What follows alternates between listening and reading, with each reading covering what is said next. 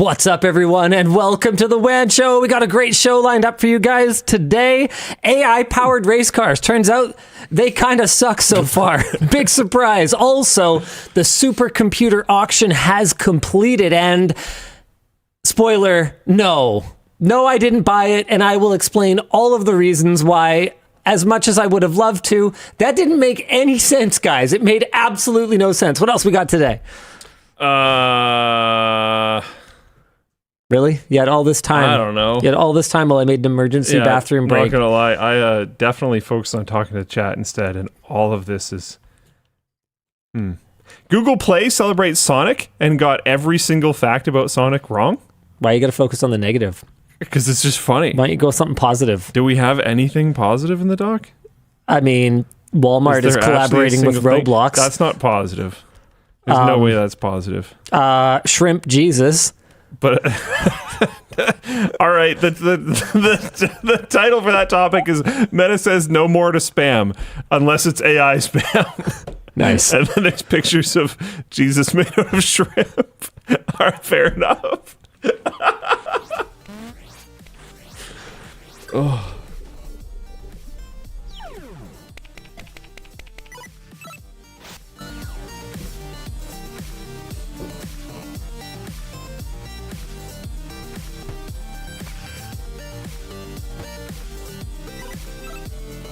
The show is brought to you today by Vessi, Squarespace, and Manscaped. Why don't we jump right into our headline topic, which is, of course, the supercomputer auction. Good Lord, if I had $1 for every single person who sent this bloody thing to me this week, you could afford it. I could have bought it. Yeah. The Cheyenne supercomputer has sold, apparently, for $480,085 US.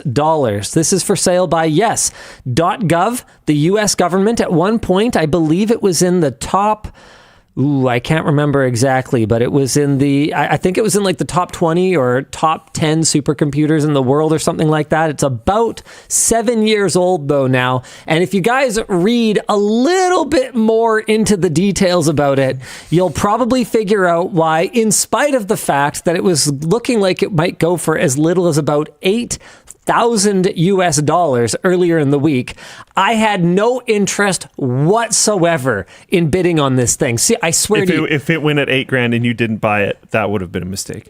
That would have been maybe a mistake. That would have definitely been a mistake. That would have been maybe a mistake, definitely. Okay? We need only go as far as... Here, let's play a game. Right. Let's play a game called How Far Into This Page Do I Need to Read to Know What a Bad Idea It Is to Buy This Thing? Cheyenne Supercomputer. Looks good so far. Fantastic. Item name. Can confirm. It's good when these things match. That is, yeah. The sale lot number. I mean, that looks like a pretty lucky number. Cheyenne, Wyoming. Dude... It's 28 racks. 28 racks, all liquid cooling. That's the E racks. The E cells, there are 14 units weighing 1,500 pounds each. And I have to get this stuff from buttfuck Wyoming up to our warehouse where, here, let's keep reading. I will have to find a place to store, 28 rack units containing a total of 145,000 CPU cores that draw, and this is a direct quote. This is a direct quote here. 1.7 million watts under load. Sir, are you aware that with all of our buildings combined, we do not have enough power to actually run this thing? Still could have bought it. Okay. If it was $8,000, you still should have bought it. We could have salvaged it, but there are more issues. Hold on, because we can keep reading. Let's keep reading. Moving the system necessitates the engagement of a professional moving company. In fact, I don't believe that the buyer is even allowed on the premises, so that's something. Wait, yeah, because it has to be a professional. It's a data center. It's a highly secure area.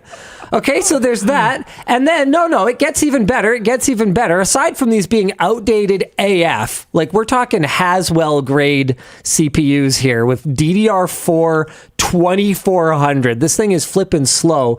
It took a team of, I believe it was a little less than 20 dedicated engineers to run maintenance on this thing. And I'm not saying you should have ran it. And they've been having issues with that maintenance to the point where they're saying, it's kind of costing more to run this thing than it's worth because their liquid cooling has apparently been leaking all over the place. This thing is a clusterfuck. And it seemed like there were some people out there who were serious about buying a supercomputer and like running it.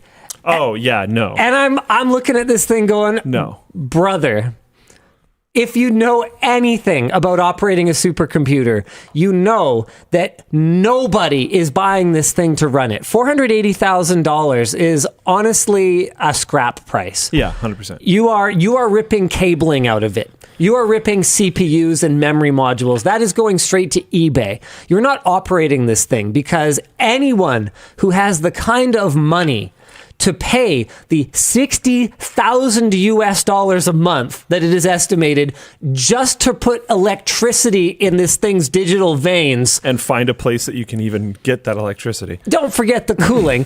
If you have that kind of money, you can afford new hardware. You are not buying somebody's like ratted out Civic of a supercomputer and trying to lease out space on it. That's just not how this works. 6 years ago, you made a video on the SFU supercomputer. I did. And that got 2.5 million views, and it was 6 years ago. Okay, 2.5 million views. Just for context, ladies and gentlemen, in the tech vertical is worth about $5,000. So okay, but you know that's not how the math works. No, the math's a little more favorable than that. But if I spent more than probably 50 to 100 grand on this thing, I better be profiting on the teardown of it because otherwise I'm underwater. Which gets I'm underwater. I agree at that even if range. I make a number of videos, guys. That's not one video. Yeah, you've got that's a number of videos. Like 3 to 5 videos. I'm doing a series. Yeah. It's a pickup vlog. We're driving to Wyoming, boys. It's that Mr. Beast intro where the camera whips out and you've got this huge semi behind you. I'm in an abandoned supercomputer. Meanwhile, it's like 6 minutes from the nearest micro center. 100%. But yeah, the other problem is if you're parting it out, you'd have to part it out like in the States. Oh yeah, and you'd have to film all your content in the States. Yeah, what I'm gonna bring it over the border? Import this mess. Yeah, you got to be kidding me. There's no way. It was a fun thing to dream about. It's one of those things where it's like, oh man, wouldn't it be cool to open a gaming hotel or start a gaming peripheral business, or I had a cool idea and a fever dream, and I woke up in the middle of the night and I went, oh wait, $500,000 for what is essentially a gigantic pile of leaky e-waste. Yeah, there's no way at that point. No, it doesn't make any sense. But you know what? I didn't think of that. What? Travis Social in the float plane chat. You could write it off. Free content. I could have written it off. And gotten like 5 videos. I've made a terrible mistake. You got to think harder, man. There's like almost no chance, but if the person who bought it reached out, would you like do any content on it? I mean, yeah, I'd be super down. Yeah. Yeah, of course. All right, people. Let's figure out who the heck bought this. Realistically, it probably has some. Yeah. Yeah. There's no. This is basically one of those like computer shop whatever, like eBay stores, and they're ripping it apart. There's no way that anybody is actually going to try to operate this thing. It is woefully out of date. Their high RAM units have 256 gigs. I mean, there are gaming PCs out there, albeit not many, but there are gaming PCs out there that have 256 gigs of RAM in them these days. Like this is not aged well, and especially, it has not aged well with the way that the workloads for these supercomputers have evolved in the last 7 years. Yeah. There is a reason this is being decommissioned. This thing is a CPU supercomputer, which, ladies and gentlemen, is not how they build them right now. It, as far as I could tell, didn't really have any GPU compute units in it. It's also not designed with systems. Even that SFU supercomputer that I checked out 6 years ago had systems that had 1 terabyte or 2 terabytes or something of memory in them. They were either 4-way or 8-way CPU systems, so that they could have these gigantic pools of memory so that they could work on extremely large data sets. As far as I can tell, Cheyenne didn't have any such nodes and didn't have any such capabilities. So as data sets have grown and as the need for GPU compute for these supercomputing systems has grown, it has become not just out of date in terms of the how long it's been since the hardware was released, but it has become outdated in terms of the overall design philosophy of the system, in terms of the architecture of the system. It just didn't make any sense. But that could be kind of a fun video. It was a lot of fun. Oh, it apparently does have 184 GPUs. Shraff says 73 RTX 4090s outperform this machine. It could be kind of a fun video to like try to build, like set up a, like we built the like Cheyenne supercomputer. That's a really good idea, and if I'd thought of it, we probably would have gotten started on that this week. I do wonder if we've missed the moment a little bit at this point. Maybe. Like if we had thrown, now that the auction's actually over. Yeah, if we'd thrown together a cluster just of like random motherboards and just loaded up as many GPUs as we could have and friggin' like Ethernet cabled them together and been like, okay, I bought a supercomputer, but it isn't what you think. It isn't that one. That'd be pretty funny. But yeah, it probably missed the mark a little bit. Yeah. 1,680 petaflops. I mean, yeah, what's a 7950X petaflops? Oh my goodness, what is my browser doing? Do I look old enough that I need that? Yeah, it doesn't say. I guess that would be teraflops. Here, let's try teraflops. I don't know how many flops it has. How many flops you got, boys? Turns out nobody cares about the flops of CPUs anymore. All right, well, whatever. I'm over it. Okay, why don't we move on to our next topic? What do you want to talk about? Mostly your topics, but sure. Let's see let's do you have Tarkov update in here. What's up with that? Oh, I was just wondering what happened. I haven't been paying attention to it. And what I realized was that we talk about really bad news in the community sometimes, and we don't really come back and revisit it the following week to see if like maybe something went better. Like back when we were talking about the problems I was having with my light switches. And we did ultimately do an update where we were like, oh yeah, the company has actually done the right thing and released the firmware. Jasco, that's who they are. And I realized we don't always come back and say, hey, they did a really positive thing and everything's going good now, which from the look on your face, I'm thinking probably isn't what we're about to discuss. So what's Battlestate Games been up to this week? Yeah, no need this time. There's been multiple attempts at addressing the issue.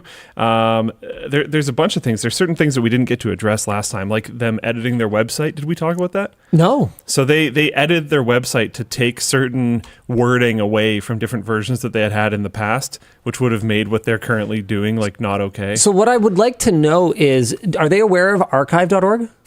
Yeah, like apparently not, because like, do they know that exists, that's definitely a thing that exists? They were asked in an interview. I'm just curious. After they did it. Have they heard of that? They were asked in an interview after they did it if they had done it, and they said no. So I actually think maybe no.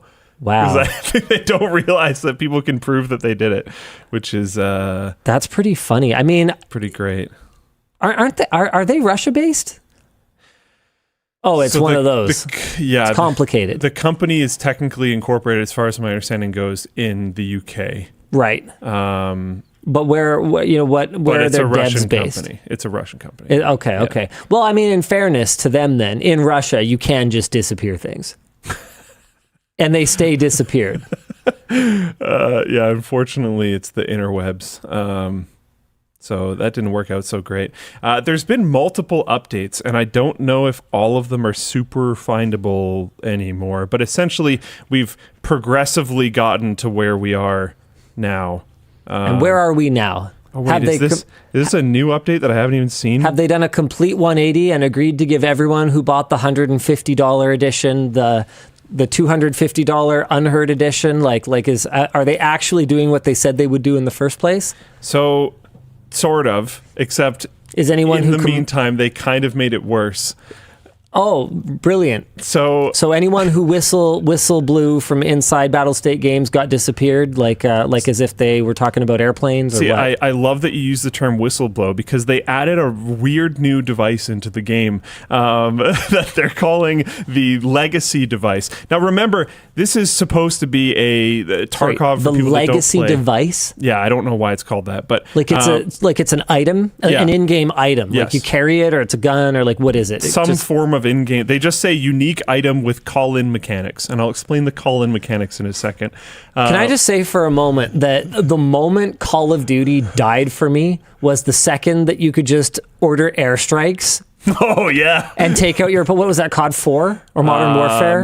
The original Modern Warfare. Modern Warfare. Yeah. I played it for like 2 weeks, and I was like, this is fucking stupid. I'm sorry, you don't even have to point your gun at the other guy yet. I mean, as gamers, we've reached the point where we even, like, being slack-jawed... The old Warcraft meme? ...in our desk, like this... Moving the mouse to click the head of the other guy is too much work. That's unheard edition Tarkov players. All right, fine. Okay, so you got this item. Okay, but before we get to that, just in case people don't know about Tarkov so much, it's an extremely hardcore game. Yeah. It's supposed to have, a touch of realism. It's still a video game, so it's supposed to be fun, but there's supposed to be a touch of realism. Yeah, but you reload. You can't just like shoot two rounds and then like throw in a new magazine and like magically the rounds teleported from the new one to the old one. You like took out a magazine that now has 28 rounds in it and you put in one with 30. And that one still has 28 in it. Like even if you have loose rounds in your pockets. Yeah. It's a very, very hardcore game. And if you die in that game, you lose nearly everything on you. There's a couple small slots that you can retain. But almost everything that was on you is now permanently gone. Except, as we talked about last week, the Unheard edition, this new $250 edition, you can call in like teammate reinforcements with one of their abilities. So like you can be in a raid. Say I was playing and then you jumped in Discord. I could be like, oh, hey, and then I could call you into the raid that I'm currently playing. Shut up. The biggest problem with that, shut up, by an enormous amount, is that cheaters, they'll often sell their services because there's been a decent amount of stuff that's been put in place to stop. So you can have cheater Sherpas. Yeah. So the cheaters can clear the whole lobby. And then you just go pick up the pieces. Boop, and you just, And that's definitely how it's going to be used. And they'll sell a lot of Unheard editions to cheaters that they'll then ban later, and then we'll buy more Unheard editions. That'll totally happen. Because now there's a commercial incentive to own Unheard edition. Yeah, because you can sell people loot more easily and faster and kind of on their demand. And if they're looking for a particular item that's really rare, you could have like a list of clients that want different things, go into raids, clear them, check the loot, and then call in the people that need the particular items. Like it's really bad and a disgustingly terrible idea. Now, we already knew about that. That was already a thing. Yeah. Now they're like trying to say sorry. So they're like, okay, Edge of Darkness owners. So this is the people that bought this really expensive copy of the game. $150 copy of the game. Most people bought this because it said you get all future DLC for free. Yes. So it was like, I'm buying into this game. I have this is my like effectively lifetime license. It's like buying a Plex lifetime pass or like, yeah, sure. It's more expensive than it like probably should be, but you get all the stuff later. Sure, but it's not priced ridiculously compared to other lifetime licenses for as a service products. Yeah. So I can at least kind of see where people are coming from with this one. Yeah. Now, they released this new version. You don't get everything, so they're frustrated. So they said, okay, we're going to give, the co-op PvE mode to Edge of Darkness people. That was a big issue. They're like, we're going to do it in waves, whatever, but it is coming to you guys. And a lot of the other things that they announced for the Unheard Edition, not everything, but a lot of it, they're like, okay, we're going to give it to Edge of Darkness people. And then they have this random line that says, unique item with call-in mechanics, legacy device, ability to call in a friendly BTR. Once called, the item will go on cooldown. A BTR is if you don't immediately know what that is. Yeah, I'm sorry. I don't know what a BTR is. It's one of these. Are you kidding me? So basically, they're turning Tarkov into like what? I can't. Yeah, into like COD. Like, how does that make any sense? You want to be? Imagine you're in a fight with someone. Yeah. And you're like, they have some pretty hard cover, you have some pretty hard cover, but you're trying to go at each other, and then you just hear this like legacy device pop off, and you're like, well, I guess a armored vehicle is going to come and wipe me out in this game. Which, and like other people have pointed out, not only is this a ridiculously egregious pay-to-win mechanic, like obviously, because the lower, more basic tiers of the game don't get this, but it also makes no sense for the lore of the game at all. Yeah. Because you're supposed to be like completely cut off from command and all this other kind of stuff. And now you're calling in like an armored vehicle. and for whatever reason, it gets loaded onto like a SpaceX rocket and arrives immediately. Yeah. The whole thing is like, what a clown show. I don't know. It doesn't seem like it would have been that hard to fix this. But now they've screwed up fixing it so many times that now I think it's going to be very difficult to try to fix this. There's also, because now they've promised this stupid truck. Yeah. And so anyone they promised it to now wants it because, let's face it, pay to win game mechanics work because losers, no offense, losers buy them so that they can not have to get good or whatever. And look, I'm not the kind of person that's going to sit and be all sweaty at a game and be like, get good, pay to win. If a game is just really hard and the community's like super into it and intense, I'm also not going to pay to be competitive. Like, oh, my bullets do 2 times as much damage or whatever. Like, no. I understand that at some point I'm going to kind of age out of being able to play whatever the hippest esports game is, and I'm just not going to be competitive at it. And no, you don't have to give me like a oh, I heard you spend 8 hours out of your day working instead of just playing video games. Here, how about we just take half of what you made today so that you can feel like a big shot against the kid? Like, what even is this? What twisted mindset is making people buy these mechanics? It's demented to me. I mean, the real solution, the proper solution is better matchmaking. Obviously. Just have the casual dads off in their like crappy server where they can just spray and pray all over the place, and then put all the skilled players in the same lobby. Like it's very doable, and some games do it very well. But I guess it's more work and it's less lucrative, and people will give you money for these kinds of silly upgrades. So I guess that's why it keeps perpetuating. And again, it comes back to what we said last week. Guys, don't give them money for it. Like, man, grow a backbone. Good Lord, gamers. But those people who buy into those mechanics, now that Battlestate has promised it, well, their back's to a wall. Now their game's just f***ing ruined. Yeah. Because unless they give it to everyone, then it's not fair. And once they do give it to everyone, it's modern warfare. Then the game's ridiculous. Yeah. Yeah. Well, now we need an escalation point. I paid $250 for my addition to the game, and now you gave this stupid truck to everybody. Well, now I need a satellite death laser. Because otherwise, what's the point of me paying $250? Did someone find it? What now? Oh, no, I think they rickrolled me. Oh, I got wrecked. No! Nice. Okay, so there's some interview with him, with Nikita, the like, I think he's the COO, but he's the main person that talks publicly. There's some interview with him from a long time ago. I can't find it right now. I swear I'm not hallucinating this, but... Is Luke an AI?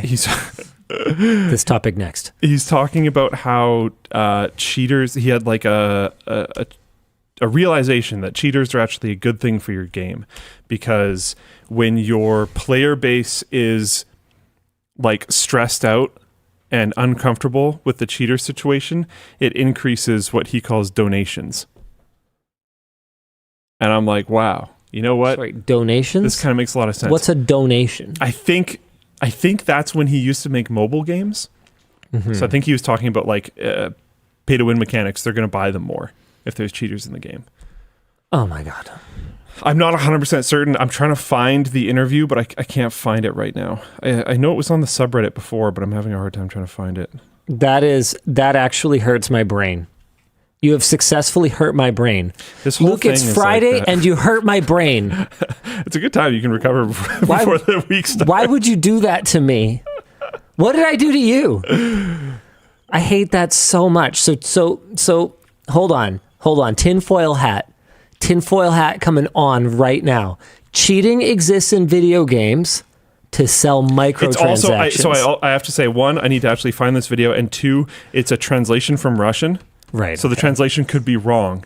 Right. So like I don't know 100%. Oh, did people just find it? I think they did. Am I getting rickrolled again? This is not what I'm talking about. Not the text interview. Okay. There's a video.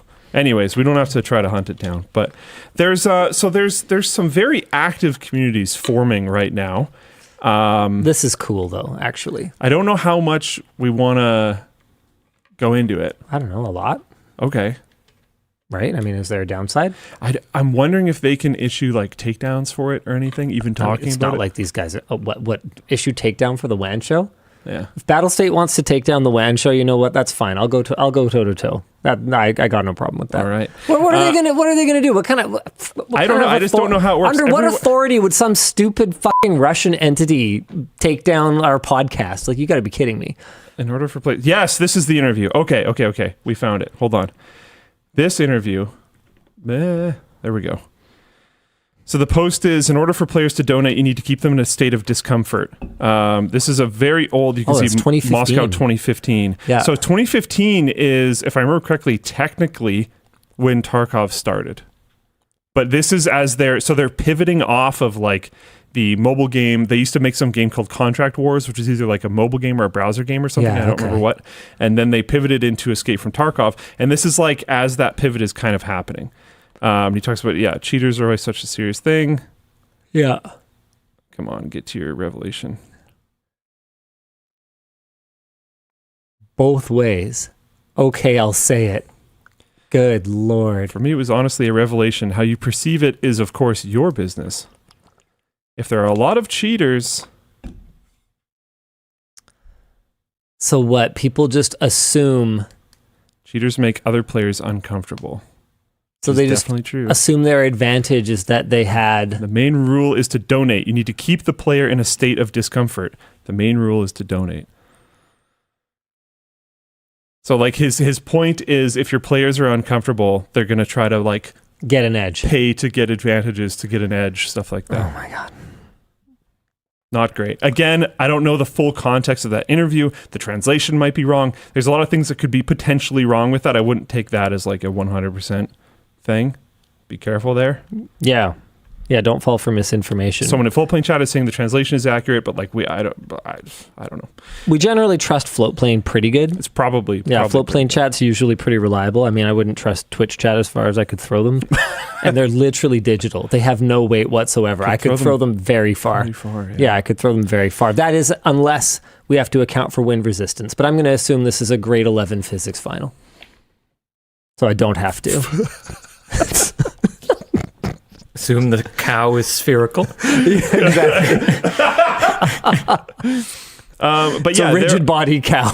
It's dead. There are multiplayer, host it yourself, play with your friends, things happening very, very actively right now for Tarkov. I have seldom seen this much dedication and action on a project. It's moving very, very fast. There's some videos on YouTube of people playing it. Hell hath no fury, like gamers scorned. Oh, yeah. Truly. And a bunch of extremely hardcore gamers scorned as well. Yeah. Because the dedication to this is mad. I mean, obviously, if they're going to sell $150... Okay, so the fact that the community is so outraged and so universally outraged over $150 version of the game means that, let's do the math, a significant number of them bought it. Because if nobody bought it, people have been like, yeah, whatever, that silly $150 version of the game that nobody bought, who cares? But no, this is a game that people are invested in. Yeah. And that's dangerous. And I don't even think, honestly, For Battlestate, I don't care. If that Edge of Darkness edition thing was originally $250, I bet you like a ton of people. Yeah, people would have been upset, but they would have bought it. They would have bought it. I do think the truck would have been a line. Yes. I think the truck still would have been a line. The truck is a big line. The call-in people to raid thing is a big line. That's ridiculous. And that's then like going back on your stupid. word is a big line. Those three things is what has crushed this community. But the community defies. The community is not crushed. The community made their own Tarkov, basically, by having a bunch of single-player Tarkov, SPT, has been a thing for a long time. Yeah. But it was, single player. There's a bunch of mods for it, though, that you can make the game so much better than the multiplayer experience. Right. But it was just a single-player experience. Now there's Fika, a multiplayer mod, and I've seen some videos. I have genuinely not touched this, but I've seen some videos of people playing, and it looks smooth, and there isn't a lot of, desync between the players. It looks like at least as good as live, as far as I can tell, watching other people's gameplay of the synchronization of the two players or multiple other players playing in the game. And then some of the mods for single-player Tarkov work with the multiplayer mod.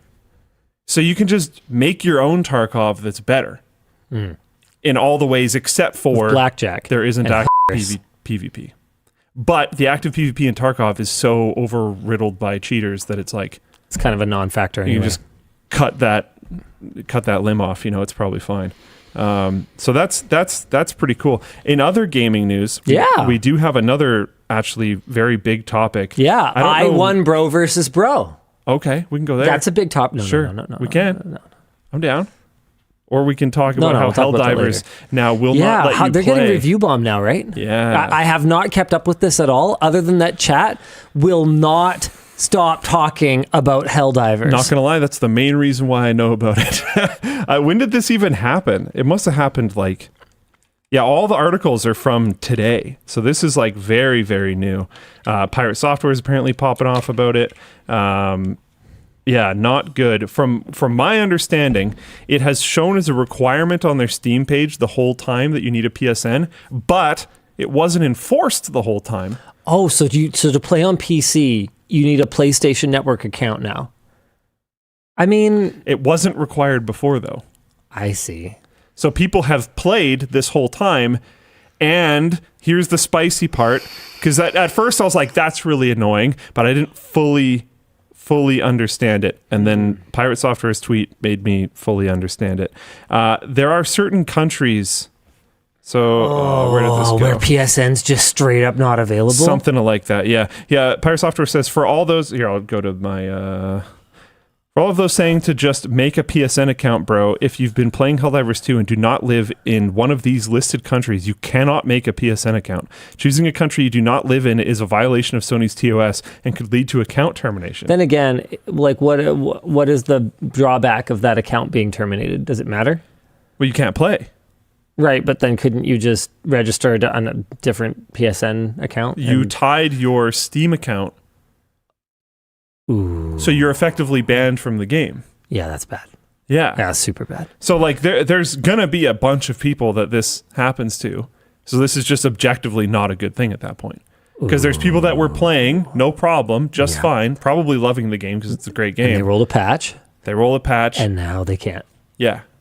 And you shouldn't just suddenly require a new account sign up once the game's been out for months. Well, they didn't suddenly require it. They suddenly enforced it. Enforce it. Yeah. Fair enough. And it is up to you whether to enforce your rules or not. However, that's a pretty crappy rule. It seems unnecessary, given that obviously they didn't have it before, and it clearly wasn't necessary. Yeah. I mean, this is obviously part of their agreement with Sony, I guess, so that they can farm your data. I believe it's a Sony published game or something. That's tough. Something. I'm not 100%. I mean, it does seem like an easy solution to this would be to, oh man, what is the easy solution? Because there's no way Sony's going to just suddenly allow you to register from a different country. How on earth are they going to fix this? I have no idea. Because there's no way Sony's going to let them out of that requirement. I don't think they're going to roll it back. They obviously would have known that this was going to generate a bunch of backlash. Yeah. Maybe they didn't. Maybe they underestimated how angry gamers can be. I bet you, honestly, even they didn't consider this angle that Pirate Software pointed out. Because the initial one is kind of annoying. And I could understand, honestly, some people boycotting it because, like, oh, you make me get this new account How thing. dare you? I don't personally care that much. Yeah. But the second you're going to block out there's people that will be, like, mad that you're doing a giveaway because you have to have a Twitter account. And they're like, oh, well, I don't have one. It's like, bro, Twitter's free. Well, I don't want them to have my information. Bro, make a Proton Mail account. Who gives a shit? Just put in some fake information. But it's like, it's on principle for these people, right? So I could see someone just like on principle refusing to create a Sony account. Like, I get it. But this is much worse. This is much worse. The second it comes down to our fellow democracy spreaders potentially no longer being able to play the game, that's where a line has been crossed for me. Apparently, you have to tie your phone number to Twitter now. Good Lord, what a crappy platform. You can probably put a fake one in. No, because they probably send you a text.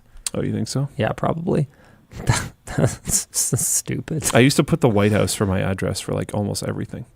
Nice. Just worked all the time.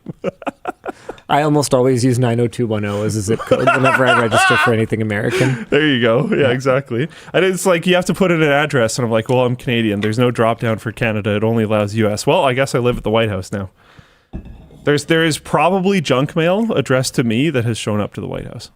I thought about that not that long ago. Who the fuck is this Luke Lafreniere? That would actually be kind of hilarious prank. Signing the White House up for like magazine subscriptions and stuff. I just thought you guys might want this. You gotta know, right? I'm just trying to imagine like what would be some fun subscriptions. You got to know this happens so much that it's probably like dull. Apparently, it goes to an offsite facility for processing for security reasons. That makes a ton of sense. But apparently I missed Ludwig in the YouTube chat. Oh, that's a bummer. Oh, wait. No one cares, Linus. Stop something. All right. Hey, thanks, Ludwig. Thanks for showing up. Oh, this must have been because I was talking about bro versus bro. Nice. Okay, well, should we just do that now? Nice. Yeah. So that was fun. I went down to LA for a number of events. Now that it's over, I don't have any sort of security concerns about it. So I attended the retirement party for Matpat. He is no longer working at Game Theorist. That doesn't mean he's no longer going to work at all. He seemed to be in very good spirits. I don't know him especially well or anything like that, but we've talked a couple of times. Obviously, I have a ton of respect for his work, and he seems like one of those people that you meet in person and you're like,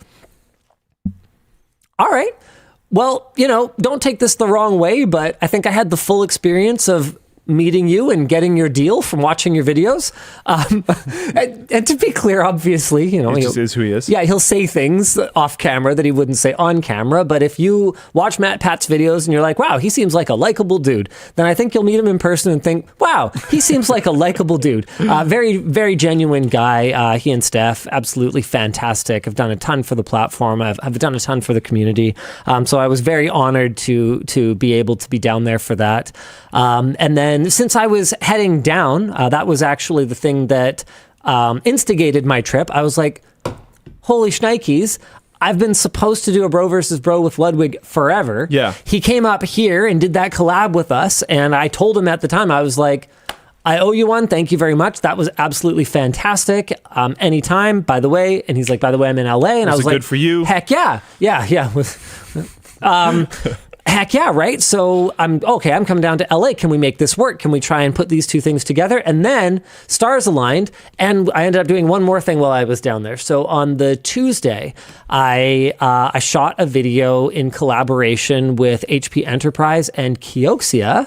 Do you know about this? I know some amount about it. On the Spaceborne 2 computer. Oh. So they rented, and I kid you not, this is apparently, don't quote me on this because who knows, sometimes people just like, they talk shit and they talk a big game, but it's actually whatever. But apparently the set that they rented was at least a piece of the same one that they used on Big Bang Theory when Wolowitz goes to the ISS. So I'm in this like ISS looking set, and then they have a couple of the actual machines that were just sent up to the ISS, and I think it was February of this year. And we talk about all the things about them that are custom for space, all the things about them that are not space hardened in any way whatsoever, some of the experiments that they've done over the years, some of the benefits of having this processing on board on the International Space Station versus having the processing done. I mean, yeah, I guess they can have they can have cloud computing from up there. They just beam it down instead of up, right? Versus reverse cloud computing. Yeah, versus having processing done in the cloud. So that's going to be a super cool video. So we shot that on the Tuesday, and then I came back up Tuesday night. But the highlight of the trip, the absolute highlight of the trip for me was participating in Bro versus Bro. What's really funny about this is I don't... Just one, before you get into the Bro versus Bro, Yeah. I was going to show you, but there's not really much there. But the reason why I knew that happened was because my friend person from NASA Oh yeah, that got me to go down there, and then now I just like play games with them for fun. He sent me a message and was like, how'd you guys do this? It was a screenshot of the like ASCII art. It was like, what? Okay. And I was like, hold on, what is this? We're not going to spoil what we beamed to the ISS. Okay. But we did get we got certain access, and we definitely beamed a message to the International Space Station. Also, they're still interested in potentially doing a video on Mission Control Center design and stuff like that. I think it would be really good. But so anyway, what's really funny about Bro versus Bro with Ludwig was that I don't watch a lot of YouTube, and I've been very open with this about this in the past. I'm not trying to be like an asshole or anything like that. You not know what it was? It's just the truth. Well, don't you remember on WAN Show when I essentially pitched a gaming challenge with him after he said I will beat Linus at literally any game? And I pitched a gaming challenge that was essentially Bro versus Bro. Yeah, I think I remember that. Yeah, I had no idea at the time. I wasn't doing a bit. I didn't know it existed. I believe you because I know you don't watch YouTube. You just read the comments. Exactly. Yeah. So Bro versus Bro is his format where each of the two competitors brings some advantage games into the game pool. Yeah. And then there are also some neutral games in the game pool. So the neutral games are Battleship, Tetris, for this one anyway, Pong and Rock, Paper, Scissors. Yeah. And then we each brought our own advantage games. He brought Beerio Kart. What were his other advantage games? I remember that one well because... Was Geoguessr one of his? Geoguessr was one of them, yep. And then he also brought Tekken 8. Oh, okay, I didn't see that. And then my advantage games were Towerfall, okay, Beat Saber, and Drunken Fight Simulator, which, if you remember... You didn't pick Halo? If you remember, is a game that you and I played I remember. one time 4 years ago. Why would you pick that? When we had a gaming night where we decided we were going to play something fresh. This was very fun, actually. And we sorted the entire Steam store by price, low to high, and just started buying the cheapest games. Barrow? Yeah, Barrow 2020. Barrow Let's go. Sick. Drunken Fight Simulator we played was sick. some Disc Jam. That was actually pretty fun. Legitimately fun before the servers got all shut down. Don't buy it now. Waste of money now. The servers don't work. If you want a fun game to buy now that is kind of in this realm of like silly, entertaining games, Tape to Tape. Yeah, we're having a blast. Genuinely, actually very fun. And like pretty well made. So check it out. So anyway, I brought Drunken Fight Simulator to the fight. Beautiful. So that's our pool of 10 games, and the way the format works is you kick off with a rock paper scissors, which he didn't show, which is a shame actually because it was part of the reason why I led the way that I did in the rock paper scissors. Final rock paper scissors. In the rock paper scissors that ended up deciding it was because I figured he wouldn't expect me to do the same thing again. But he was actually playing a completely different mind game with me. Now I have to admit something, Ludwig, if you're watching this, one of the best gamers I know, even if she's not too good with a controller or a keyboard and mouse, and she hasn't played a lot of video games, is my wife. And one of the things that she does is she will be constantly, even when she is very clearly in a dominant position on the board, constantly talking about how she doesn't really know what she's doing and she's just kind of doing stuff. Have you ever played a strategy game with that woman? I don't think so. I vowed 15 years ago at some point during a family game night that I would never play Risk with her again. Never. Because she has, like, you know me. I'm pretty intense. Yeah. And I'll be like I have to warn people before we play video games with you. yeah, I'll start to call shots on the board. I'll be like, okay, so everyone can see right now that player A is in a position where, look, I can't do anything about any of this because I'm stuck in bloody South America where you people exiled me, but they are about to take over Asia and their borders are completely ready to be fortified. And if you don't do anything, this game is over. Like I'm very like good that. At inciting action from others. Well, no, I'm not, because nobody likes that guy. Oh. So Yvonne will be just like, she'll apologize when she attacks people and stuff. So she'll be the nice person. Gotcha. That doesn't say anything other than, yeah, sorry, I'm not really sure how to play this game. I don't really know what I'm doing. Sorry, I took over all your places. So I have to admit, Ludwig, during the rock, paper, scissors match, I was taking a page out of my wife's book a little bit. Got it. Like and to be clear. So you had a strategy. What I said was true. I don't know rock, paper, scissors meta. Like I don't know. I was looking it up later, and apparently statistically scissors is the least common throw. For example, men have a tendency to throw rock first, and there's like, of course we do. Man, there's all these fucking like mind games and stuff. So when when he's telling me things like, "You sick fuck, who throws that there?" Like, I legitimately didn't know why that was a weird thing to do or whatever. Yeah. But what I was definitely trying to do was I'm a bit of a rock thrower myself. I was trying to get in his head. Yeah. I wasn't trying to figure out what he would do. That was how I lost the first two. You trying to figure out what he thought you would do? Yes. Yeah. That's what I was trying to figure out. What does he think? Because I don't know. I've only hung out with him a couple times now, and both times professionally. Like we don't know each other super well or anything. Yeah. So his entire experience with me is both relatively recent and relatively short. So all I had to do was think about absolutely everything he knows about me and try and figure out what he thought I would do and then try and get one ahead of it. And so ultimately, spoiler alert, but it's definitely still worth watching. Yeah.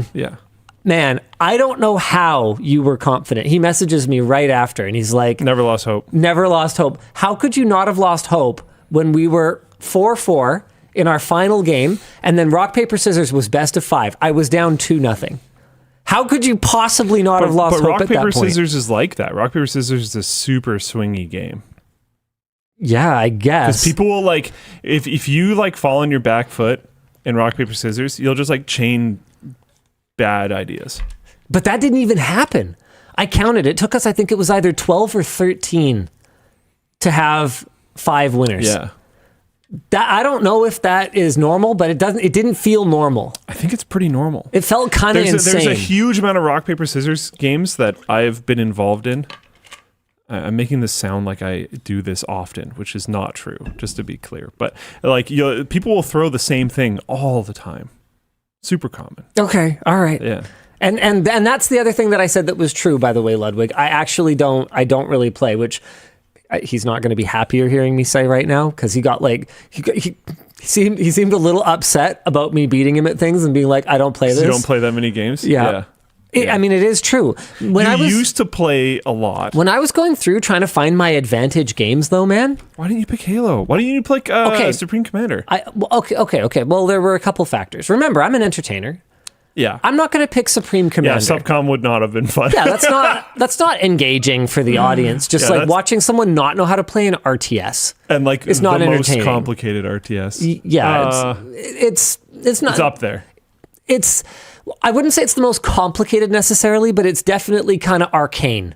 Like the way that it works is fundamentally different from the normal way that an RTS works, where Okay, that's a better way, you yeah. mine materials and then you use them to make something. In Supreme Commander, you have a continuous economy of income and use, and you have to balance them. Yeah. So it's a little It's weird. different to wrap your brain around. That would not have been entertaining at all. He would have had like 2 things, and I would have stormed in with an army and just blown it all up. You tried to push for content a little bit. As for why not Halo, they had only one computer there. We weren't in their main studio. Because I was realistically, I think what he really wanted was to have me down there for the Yard, their podcast.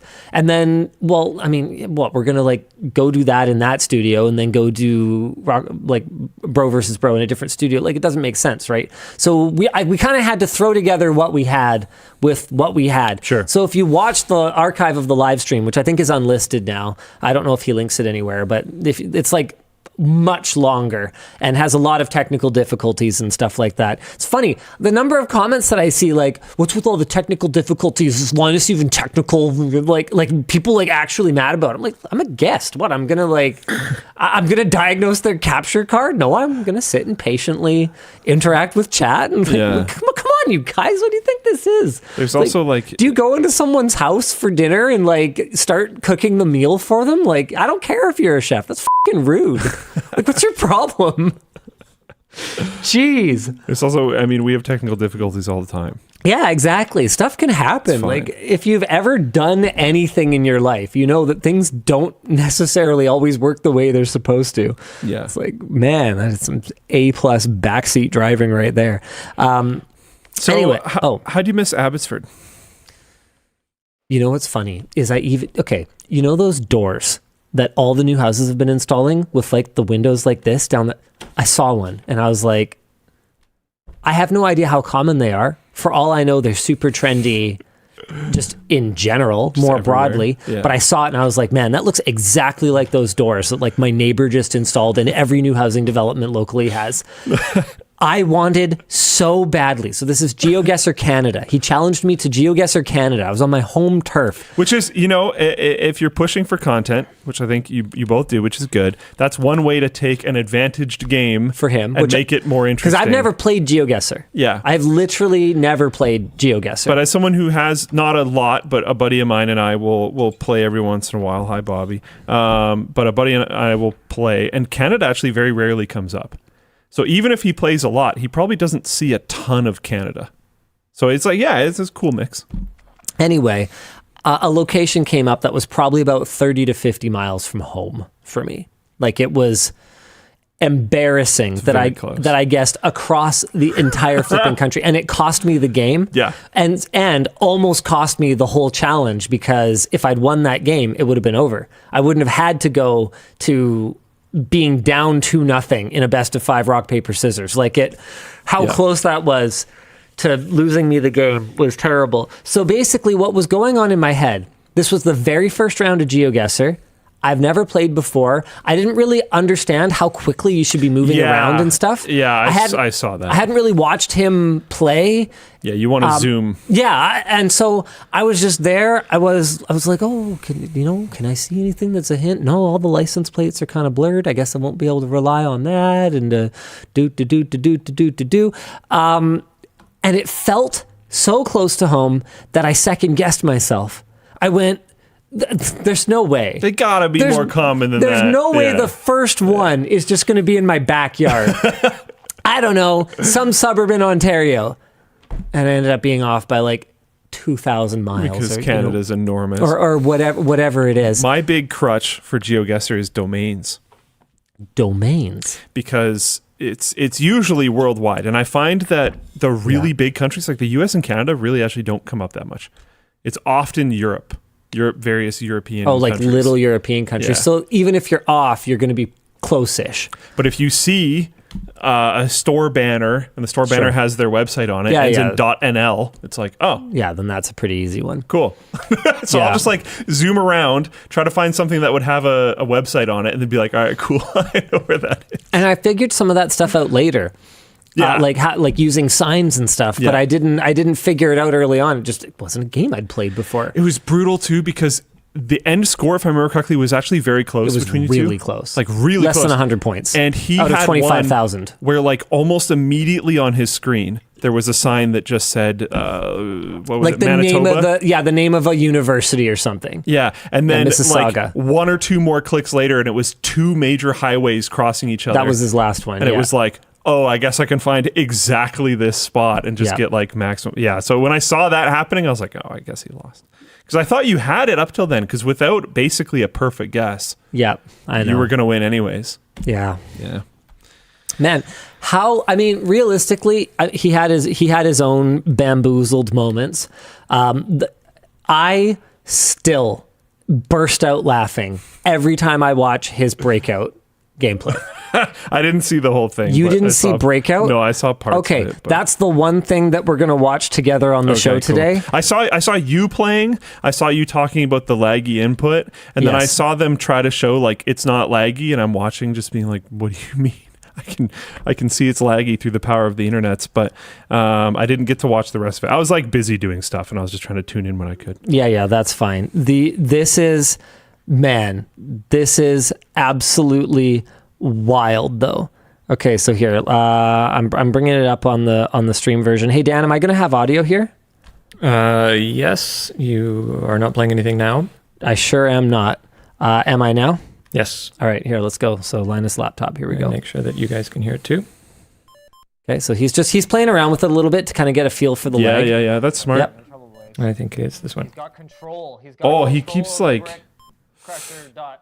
He's got Yeah. dot control. Oh, is the audio really bad? Only is for up us. with the Most audio? likely only for us. Oh, okay, cool. That's one. Yeah, I mean. Oh God. Okay. I hope, Pressure. but it should be. Why is it so bad for us? It sounds like sample rate mismatch. Okay. Oh my God. Oh, what? No, he got it. No, he got it. He got it. I hate when it's like flat.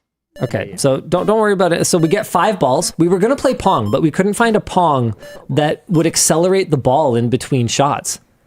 We couldn't find a web Pong that would work properly. That's weird because that's just how Pong works, isn't it? It gets If faster guys as can you see play. through the camera, it means it's that much. Okay, worse in real okay. life. The audio doesn't really matter that much. It doesn't really Some of matter you are that much. Philippines, but a lot of you were able to see You should through the just. camera. I'm just gonna turn the audio off. Forget it. So basically, Whoa! What was that? he's cruising along and then just gets absolutely, completely just bamboozled. So he's got to get 102 points to beat me. Oh, that was close. And he's used up 3 balls now. Whoa! Is the orange and the red just like that? No, they speed it up, but I don't think they're supposed to actually change The angle. the angle. Yeah. But the higher bricks are worth way more points. So the lower ones are worth 1 each, and then I think it goes up to 3, and then like 5 or 7 or something. But it just like It just tosses it on a weird. Look at your face. You love this. I couldn't believe it. I couldn't believe it. I mean, I like winning, ridiculous. obviously, but I felt terrible for the guy because that was ridiculous. That is ridiculous. And with how leggy the controls were, you can't be reacting You to were gonna like, catch it. Yeah. Yeah, especially the first one would just it looked completely broken. I don't Yeah. Oh, yeah. No, it was ridiculous. That's unfortunate when you don't like prep the games ahead of time. Well, honestly, we had the same issue in Drunken Fight Simulator. Like, it didn't, I swear to you, the controls are worse than they were when we played. Markedly worse. Very noticeably worse. Like, we could barely orient our guys to face the same way, and the animations weren't even smooth. Like, tick, tick, tick. Like sometimes you could get them to turn a little bit. I think it worked better the time that we played, and obviously, the game hasn't been patched. I mean, since that's then. probably why. Yeah. Like, come on. Right? So it barely worked at all. Epic. Yeah, it was a lot of fun though. He was an absolutely great host. What I said about him on the yard, I stand by 100%. I think that he is an S tier host. I think he's a born entertainer. Yeah. And you could basically drop him into pretty much anything, and he would manage to, to find the entertainment, find the humor, and it doesn't surprise me what a success the guy's been, even if, like I said, I don't watch a ton of content. And honestly, the rest of the team was great. I was razzing them a little bit on the podcast. I don't know if you've watched it. You listened to The Yard, right? It's up now. Not, or you used to anyway. Yeah. I will probably listen to it at some point. My thing with The Yard is I had this great appreciation for The Yard because I gained a ton of weight over COVID, and the best and safest thing for me to do for a while was just go walk. So I would walk for like hour and a half to 2 hours every day, right? Just to get tons of steps in. So I would listen to just The Yard constantly because it was really entertaining, and it would make me. I would want to listen to it, so I would want to go outside and walk because I wouldn't let myself listen to it without walking. Having been on it, I still don't understand what it is about. What is the podcast about? Is it just white guys talk about things podcast? Yeah. All right. Yeah. Yeah, fair enough, Yeah. I guess. It's about white women and dogs. All right. Just that's the topic. That's what it's about. Sure, yeah, because it didn't seem like. I don't think there's like a set, like this is like a tech news show, but what do we talk about half the time? What's the point of this show? I don't know. Yeah, exactly. What's the point? Who knows? I don't know. It's called The Yard. It's like some dudes sitting in chairs in a yard. Called them out hard on their like tier, like little bro controller setup for their guests. Oh, is it bad? They all had like really That's nice... another thing. I don't watch it because I would just listen to it while I was walking. They have really nice mic arms, so they can like shift in their chair. Yeah. And like have their mic like right next to their mouth and stuff. And mine's just on like a light stand. So I had to like sit up like I had a broomstick up my butt the whole time. And to be clear, it was fine. They were all very courteous guests. I gave the rest of the guys a bit of a like I razzed them a little bit. It was like, I don't even know who you guys are. But they were absolutely fantastic. And I was mostly just leaning into it later just to razz them because it's not like they didn't take their opportunities with me. So I'm sure. Yeah. we didn't even make it through Bro versus Bro without him bringing up the hard R incident. Oh, really? Yeah, I didn't realize that. I suspected they would have on The Yard. Out of all the meme faces and like everything that's gone on here in the 11 years that I've been doing this at Linus Media Group, really the hard R one is the one that has made its way into the general consciousness, I think, more than anything else. And for those of you who aren't familiar, on an episode of the WAN Show some time ago, I don't even remember, but I alluded to having used what I thought that meant. I thought it meant something else. The mental disability slur. And I was talking about how it was culturally acceptable to use it in the early 2000s, like in high school. And I referred to it as the hard R, thinking that that's what that meant. But I found out that means a very different word that, in fact, doesn't begin with R. Yeah, but there's... Okay. Why would it be... How does the word hard make any sense with the previous one? Well, I don't know. Well, because it's a hard word. I don't know. They're talking about how you pronounce the R at the end of the word. I understand now. Thank you very much, Professor Linguistics. You know, the worst part about this for me is people just constantly bring it up around me. I'm like, I don't want to talk about this. Like, what do you mean? Like, I'll have never met this person before, don't know that they know me or anything, and they'll just walk up and be like, hard R. I'm like, why? I don't want anyone around me to hear that you're saying this to me. Like, I don't, like, if we're in private conversation, maybe, but people are just walking up to me and saying hard R in public. And I'm like, what? What do you... So you've cursed me if that makes you feel any better. That's pretty funny. Yeah. I thought you might like that. Yeah. I mean, how many things in your life are cursed because of me at this point? Probably a lot. That can't be the worst one. Yeah, I don't know. Oh man. Yeah, that's great. I had the pleasure of bringing up the ice climbers video that you linked me to. The best from those guys. YouTube video of all time. Yeah, so poor Ludwig got to realize that the only video I'd ever watched of him was actually Slime's video, which I didn't realize as I'm sitting there on their podcast. Oh man, I found them through SlimeWire as well, Slime's channel. I didn't actually, because I don't watch streams at all ever.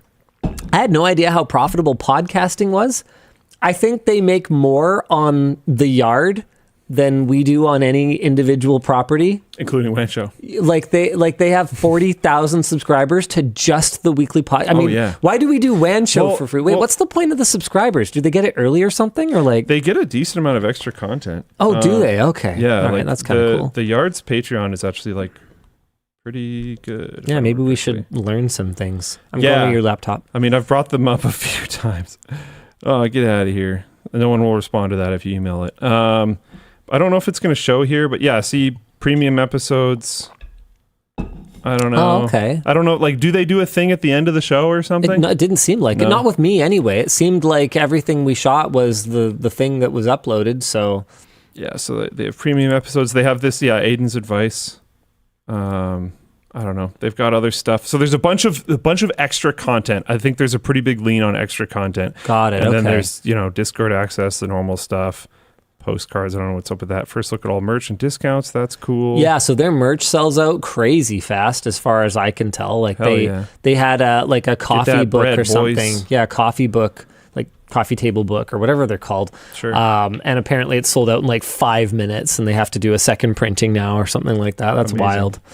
Oh, they have a cool tier at the end there that I'm not going to say. Linus figures out something he does for 4+ hours a week can make money. Okay, I know it can make money. It's just that it could make more. The point is just that I had no idea how invested people get in like podcasts. Like I don't know. I don't consume them. This is one of those things that I don't consume. So they're selling an actual just lawn chair. Yeah, it's pretty comfy. I sat on it during Bro vs. Bro. It's a rocking lawn chair. That's funny. Yeah. Why not, right? Yeah. I don't know. We made a screwdriver. Who knows? Yeah, exactly. Here's what I was talking about. It's a little blurred because I'm not subscribed to their Patreon, but you can see the chair there. But it's a lawn chair. But yeah, they kill it. They 42,583 members. That's some monster member count. Yeah. Heck yeah. No kidding. It definitely made me feel like we need a set upgrade. We probably have the highest sort of general reach and influence to set construction quality ratio on the internet at this point. Like the WAN Show is low key a gigantic podcast. Like we have anywhere from 600 to 700,000 weekly viewers of the video thing. I don't even know how many people watch it or listen to it on podcast platforms, but Ludwig pointed out to me that thousands of people apparently watch on Twitter, which I didn't even know. We just turn it on. I think never looked at once. I have never once looked at how many people are watching on Twitter. I don't think any of us did. Our streaming setup, we can just add streaming destinations, no problem. Yeah. So we should just stream everywhere. Every once in a while, we're just there's another one we didn't think of. We're on TikTok now. Yeah. Do you know about that? We're on TikTok right now. Yeah. Hi, TikTok. Holy fucking shit. There are 11,000 people apparently watching on Twitter. Sup, dudes? What are you even doing with your life? Why are you watching live? Why are you watching a 4-hour video on Twitter? Yes, you're being called out. Get attacked! Why would you watch this show? Go outside, nerds! No, it's touch some grass! It's fine to watch the show. Get off the internet! Just what are you doing watching it on Twitter? Apparently our chat is verified only. Can we un-that it? Because that's cringe. That'll probably get so... Oh. Sure. I'll deal with that. Dude, I'm not... No, I'm not... You're right. You're right. I'm just saying... I'm not going to even begin... Think about unmoderated... I'm not even... I don't even care. Free form Luke, Twitter Luke, this is the very last time that I am ever going to look at it. So it doesn't matter. That's probably true. How long have we even been streaming on there? I don't know. Few weeks now, months, something like that. I don't know. No one looks. No one. I mean, are these just all bots anyway? Look. Probably. Don't look at the comments. Buddy here is didn't even know this was a thing. Yeah. So pretty active. Is that chat. the only verified user? I don't know. Because it's verified only chat, and that's the only comment. I don't know if you can check that's the user sick. list or anything. I think I like that. That's good. We should keep it that way. Sup, Mario. All right, well, there you go. There's two of them now. Things are taking off a little bit. This is bad. Yeah, that's probably we gotta get out of here. We gotta not encourage this. That's the end of the attention for the Twitter chat. Yeah. That is hilarious. I You wonder got- what Ludwig thinks about us being openly hostile against most of our viewership of the WAN Show. No, we are not openly hostile to most of the viewership. We are openly hostile toward most of the Twitch. viewing platforms. We are openly hostile to Twitch, Twitter, Facebook. Actually, Facebook we're more just ambivalent about. Yeah, that's, We got 18 on Facebook. Why? Yeah, exactly. We love you guys. those are our real viewers. In the It's words Luke's of mom. in the words of Nikita from Battlestate Games, Actually, those are the true believers. Luke's mom is legit way too tech savvy to be watching on Facebook. Yeah. She has a float plane account. Exactly. Got him. Yeah, I don't know. I don't think we're openly hostile to TikTok. How many people are watching on TikTok? Well, you didn't even know they We existed. got 238, 241. Yeah, see, okay. Dang. That kind of makes sense. Who would be watching this on TikTok? Like that? Yeah, sure. Well, I mean, This is last, our second last week doing we it. had like 10. Oh, so we doubled, is what you're trying to say. 200 is more. So we 20x'd. Yeah. I don't remember. I think part of the problem is there is a account on TikTok called the WAN Show, but our actual account is called the.wan.show. Seriously? Yeah. So I wasn't even on the right page. This shows you what I know about TikTok. Like we don't stream WAN Show on the Linus Tech Tips TikTok. I don't know why. Maybe that I'm sure someone there's there some it is. reason for that. I'm sure. Yeah. Hey, look at that. But here's that's the real one. Wait, it's not vertical, is it? I don't know. Oh no, these are clips. Thankfully, no. Oh, this is hilarious. These are clips. Okay, so Nice. the WAN Show is live. Okay. So Dan, what's our Spotify numbers? I hope they're good because like I low key, legitimately thought that the WAN Show is like kind of a big podcast, and if I find out now that it's actually a really small podcast, then my PP will get very small. Well, I mean, we're fourth in the U.S. for tech Oh, okay. like news. That seems kind of. It looks like we're not even 500 on the podium then. So but 500,000 it's like- listeners in the last month. Oh, that seems like a fair bit. I don't know. Is that? I They're have no not- idea. I have no they're context not for this. super related. Like they're like cryptocurrency trading podcasts and gross. stuff. Like it's anything that could fall under tech. Okay, so hold Like how do, what are the ones ahead of us, Dan? Again? There's a cybersecurity one, Hold on, a let's bring it up. cryptocurrency Let's bring it one, up. and the Wall Street Journal. how do we like find the this Wall list? Street Journal. It comes to my email. Oh, do you have a way of screen sharing? Or just forward it to one of these accounts. I will try and find it. That might take too long. So apparently, there's a theory on why the WAN Show is so big, Okay. and it's because people fall asleep. And then when they wake up, they're watching the WAN Show. They were talking about this on the Waveform podcast a week or two ago. Wow. They're like, yeah, how Boom often is roasted. it? How often is it that you go to sleep and when you wake up, you're listening to Linus and Luke talk about tech on the WAN Show? And they were like, very often, which I think is pretty funny. Who's sleeping for like 3 hours? Floatplane chat is like, no, this is 100% a thing. This happens to why me are you every day. sleeping for fix your sleep No. schedules. They're not sleeping for 3 hours. They go to sleep listening to something, and then it autoplays all night. And they wake up in the middle of a 6-hour WAN It show. ends up landing on WAN Show. Exactly. Got it. Well, okay, then everyone else just needs to figure out their game. Figure out the market, man. We cornered our niche. It's sleeping people, okay? You can find your own. And the show is so long, so we can have every single keyword in the video description Yeah. and in the timestamps. Yeah. Yeah. All right, you just got to figure it out. Oh, that's fantastic. Fantastic. Okay, so Dan, do you have the list? No, I'm looking for it currently. Okay, fine. You can just, or like, can you just? Is this something you can just search for? Like the. Oh, I might be able to find it. Hold on. I don't I'm know gonna how try a different Spotify works. thing. We're not on Spotify. We're using a new thing called Megaphone by Puts Spotify. it on. What? Yeah. Megaphone? What? Why do you need Megaphone? Chartable. So Megaphone allows us to simultaneously post it everywhere and also manage all of the podcasts simultaneously. Previously, what we would have to do is go to each individual. Oh, no, I don't want to sign up. I want to log in. We'd have to go to each individual platform and then post it there, right? Because we've got Tech Linked and Game Linked as a podcast now. Chartable doesn't even show us in the top. Oh, it's United States of America. Oh, okay. I'm looking at our statistics. If do I you, can do you make actually- money on like a Spotify podcast? Yes, we make money. Do we really? Yes. So one of the reasons they moved us over to Megaphone was part of their audience, damn thing. Spotify Audience Network, which allows us to, I'm so sorry, do targeted advertising. We can also insert advertisements as necessary, and it's all sort of automated. Interesting. People know that they don't have to listen to those ads, and they can just like watch on YouTube where we don't insert ads in the WAN Show, right? Yeah, or say you have something like Spotify Premium. I don't believe the ads are served. Oh, got it. Okay. Well, that's neat, I guess. Neat. Should we jump into a topic? Oh, no, we're supposed to explain merch messages. Hey. Oh, yeah, that's right. So while I was down there for Ludwig's stream, someone sent him a super chat for $500, which I thought was pretty wild. And even he seemed like kind of taken aback by it. He was like, yeah, I have kind of a policy. Anything above $100, I don't give any kind of different reaction to, because You want to encourage like degenerate behavior. yeah, you don't want to encourage people to just be giving way too much money to people that, Yeah, because like some of those people, maybe that is totally fine for them, but you're also there.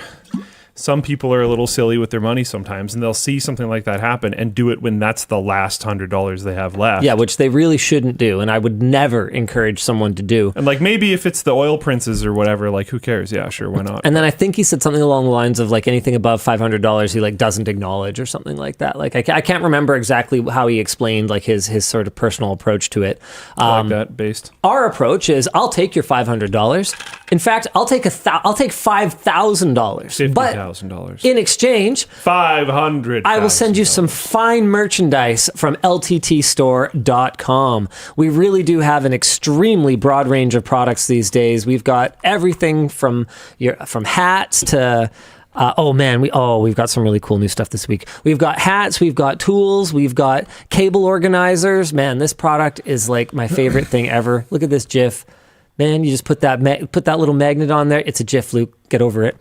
Put that little GIF on there. Reviews, solid. Absolutely love it. I have to remove the triangle piece. Oh, okay. Product is great.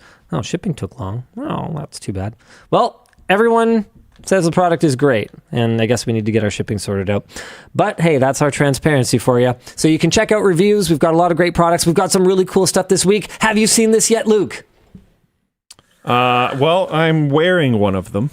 Oh, that is hilarious. Luke is wearing a Dead Pixel. It's the Dead Pixel collection, folks. And we've got so much cool stuff. Want to be the Vanna today? Sure. We've got a Dead Pixel monitor enamel pin. It's on there. It's on there. It is a little hard to see. But that's the point. Can we get it? That's the point. There's a Dead Pixel on there. I got it. We've got a Dead Pixel sticker sheet. So you could put a Dead Pixel on your house. You could put a Dead Pixel on the bumper. Each one of these stickers is a pixel. Yep. You could put a Dead Pixel on the bumper of your car. You could put a Dead Pixel on your water bottle. You could put it anywhere you want.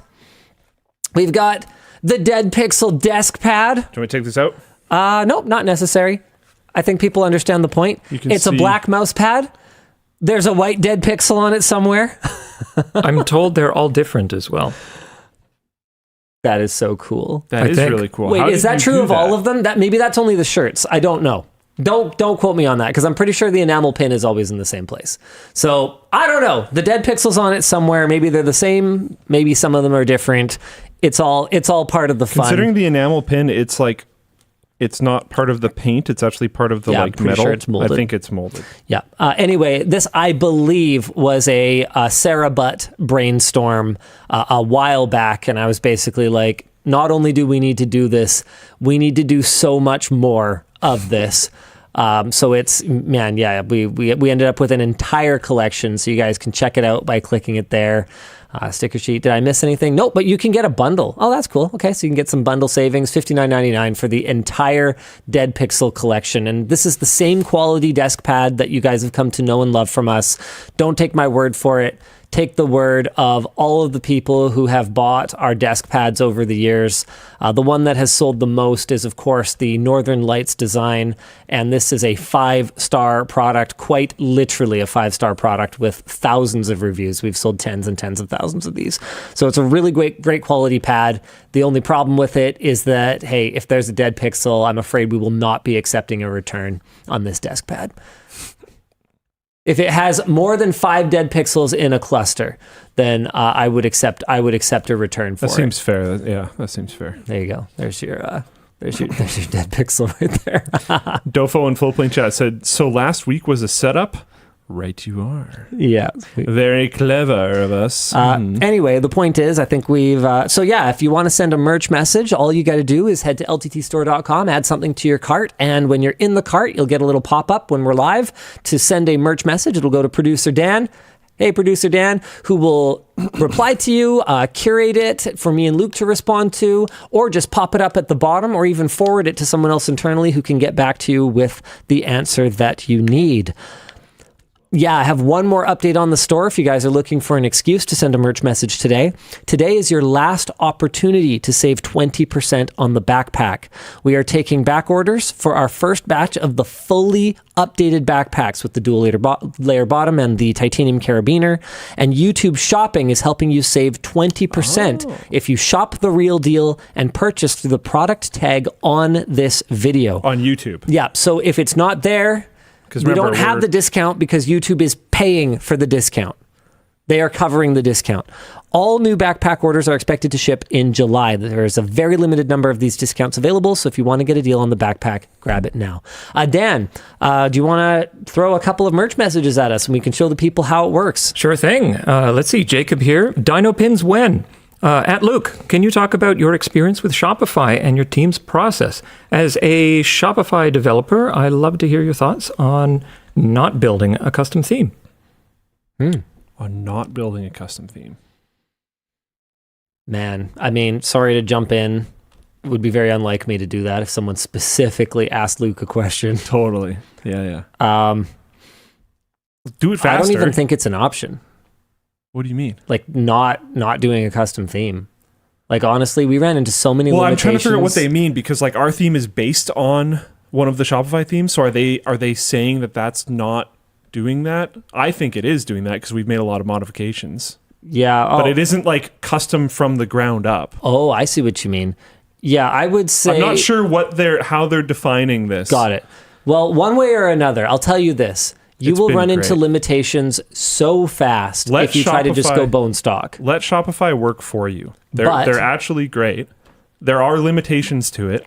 You're going to get frustrated sometimes because there's whatever weird esoteric idea that you have that isn't going to work very well with the Shopify setup. But in general, Shopify is this fairly quickly, considering the size of the company, constantly marching forward machine that will improve and develop your store effectively for you. So I would highly recommend to base off one of their themes. I think the theme that we based off of is the Dawn theme. I believe that's it. That sounds familiar. And then it's heavily modified. So pick one of the ones that you like that are on like do a very short amount of research because it doesn't require much to figure out which one is their most like forward, which ones are their most forward facing ones right now.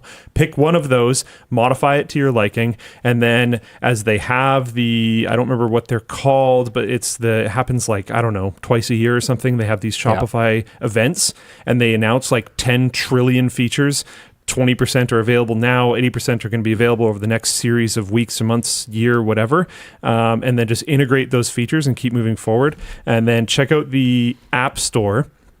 They also do like a Shopify approved apps thing where there's apps that have worked more directly with Shopify. Those ones are often better. Like, we work with a lot of different companies in this realm. Shopify, I would probably say, is one of the best ones, considering what they do and how easy it is to work with them. Yep, and considering how little you pay, especially when your volume is pretty low. Once you get into them taking a percentage of your revenue, then they end up definitely, like, they make money on us. Oh yeah, but they do a lot of work. We don't exist without them. Yeah. And hiring a development team to do all the things that Shopify does for us, we don't wanna. Yeah. There. It's not efficient. Yes. We'd be better off. Do a lot. We'd be better off making modifications to Shopify than just trying to build our own thing from scratch. And you got to consider, like, if you look at the service in a really, really simplified vacuum, it doesn't seem that hard. And then you start looking through their dashboards. Yeah. And then you start looking deeper in their dashboards. And then it's like, as someone who worked for an online retailer who didn't use Shopify, I will tell you, It's not better. Yeah. Tortuga said, have was to be some careful spaghetti with code. apps. It can get expensive, so only use what you need while you grow. I agree, but some of the apps are also just like straight up free. Yep. Or genuinely very low cost. And if you look at the pricing model that they have, you can kind of figure out how expensive it's going to be. I personally find a lot of the apps to be actually quite affordable for what they offer. That's easy for us to say, though, as a store that has got revenue every day. No, like genuinely. I know. Yeah. But look, if you're just starting out, then I can definitely Yeah, see how you could end up in a trap where you go, oh, well, I can't possibly have a site without this and this and this. That's and almost certainly not true. And you're underwater. Yeah. Right? You can start with no apps and you'll Yeah. be completely fine. Because if you're a store that's just barely starting out, you probably don't need some of the fancier things that you can do with apps. Just wait until you need it, get it later. But yeah, it's good. It's very good. Speaking of things that there's no way that you can wait until you need, I am about to drive probably somewhere in the neighborhood of 300 to 500 Floatplane subscribers.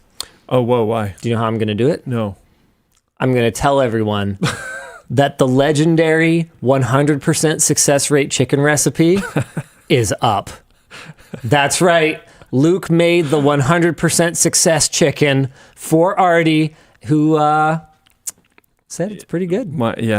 He also did a video showing off his burbs. It was Luke week on Floatplane, so the exclusives were all Luke themed. Actually, not not all Luke themed. We've also got Emily's video taking a deeper dive into the prototype Via Centaur AI accelerated CPU, and I think this is from last week. So it's mostly Luke themed, but he also did his Starfield / gaming industry rant / optimistic chat. Have you watched it? How did you know that? Well, because I don't need to watch a video you host. I know exactly what you're going to say. That's pretty funny because I was like, I feel like there's no way he watched it, but then you accurately described it better than like anyone else has. So I was like, how does this make any sense? Also, I read comments. One of the funny things on it, that makes sense. One of the funny things on that is, haven't wrote a video in 6 or 7 years. Oh, yeah? I thought it was going to be like 9 minutes long. 4 minutes. Oh, wow. That's very short. fast, apparently. Man, that's amazing. Get Luke to talk about Starfield and the gaming industry, and he wraps it up in 4 minutes and 11 seconds. Have him talk about his birds, and it takes him 20 minutes. And there's an extra, minute and a half long clip that I added at the end. That's hilarious. Yeah. And, and chicken. Chicken also takes 20 minutes. So I made the Starfield video was longer. I made it shorter because I thought it was too long. I think what got me was I mentally compared it to how long the documents were that I would write for scripts back in the day. Yeah. And I think font or format or something must have been different, like paragraph spacing or font or something. So it ended up being like half as long. That's hilarious. Because it was like a page and a half. It's like, how the heck did it come out to 4 minutes and 11 seconds? Yeah. I think it has some good content in it, but I don't know. Nickel Plane asking the big questions. What do your birds think of you cooking other birds? They don't seem to mind. I eat chicken in front of them Yeah, okay. And that doesn't bother them? effectively every day. Okay. All right. Don't seem to care. What if you ate something more closely related? What if you ate a cockatiel in front of them? that might be a bit of an issue. I might not go What if over you ate it super raw? well. Wow. Would they recognize he is eating a bird? I think so. You think so? They're pretty. Are they that smart? Like they're if you decently ate a intelligent. budgie, if you Ozzy Osbourne a budgie, I think they would right be in front of them. Pretty upset. Yeah, I think that would be pretty Dan got the terrible. reference. I know. Yeah. Yeah, I just mean Was that actually real? Did that actually happen? Oh, yeah. Yeah. The bat? Oh, Oh, yeah. yeah. Guy's a whack job. Guy's a whack job. That's wild. Yeah, some people are asking for a State of Gaming Part 2. I don't know. I feel like I kind of owe people another one, but I can't do it on the same topic because I made that one really dense, I guess, but it has basically everything in it. The video is actually fine being as long as it is. It just doesn't have any filler. Apparently Ozzy thought it was a prop, but he was so ripped out of his skull on drugs that he didn't notice they handed him a live one. Wow. That's kind of brutal, actually. We've all That's been there. pretty gross. So that's where COVID came from. Yeah. It's just a little delayed. Yeah. It was just quarantined in his system by like all the other wild things going on in there for 25 years or however long it was. There was some jokes that of the Luke Week exclusive content, there was 4 minutes of video games and 40 minutes of birds. Yeah. Because of chicken and budgies. I mean, that makes perfect sense.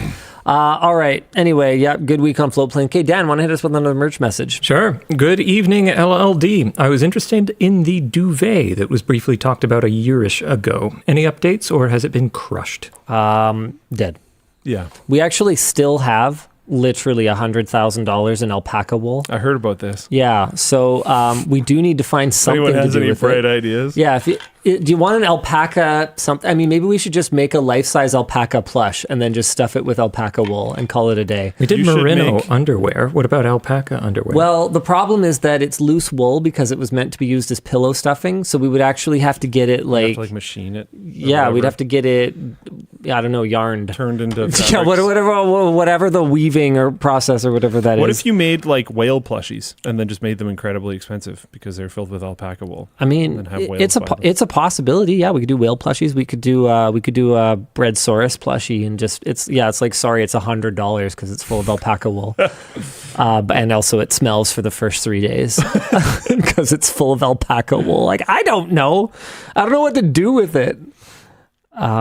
Alpaca edition screwdriver just comes with just like a bushel of alpaca wool in the box. Like I don't know.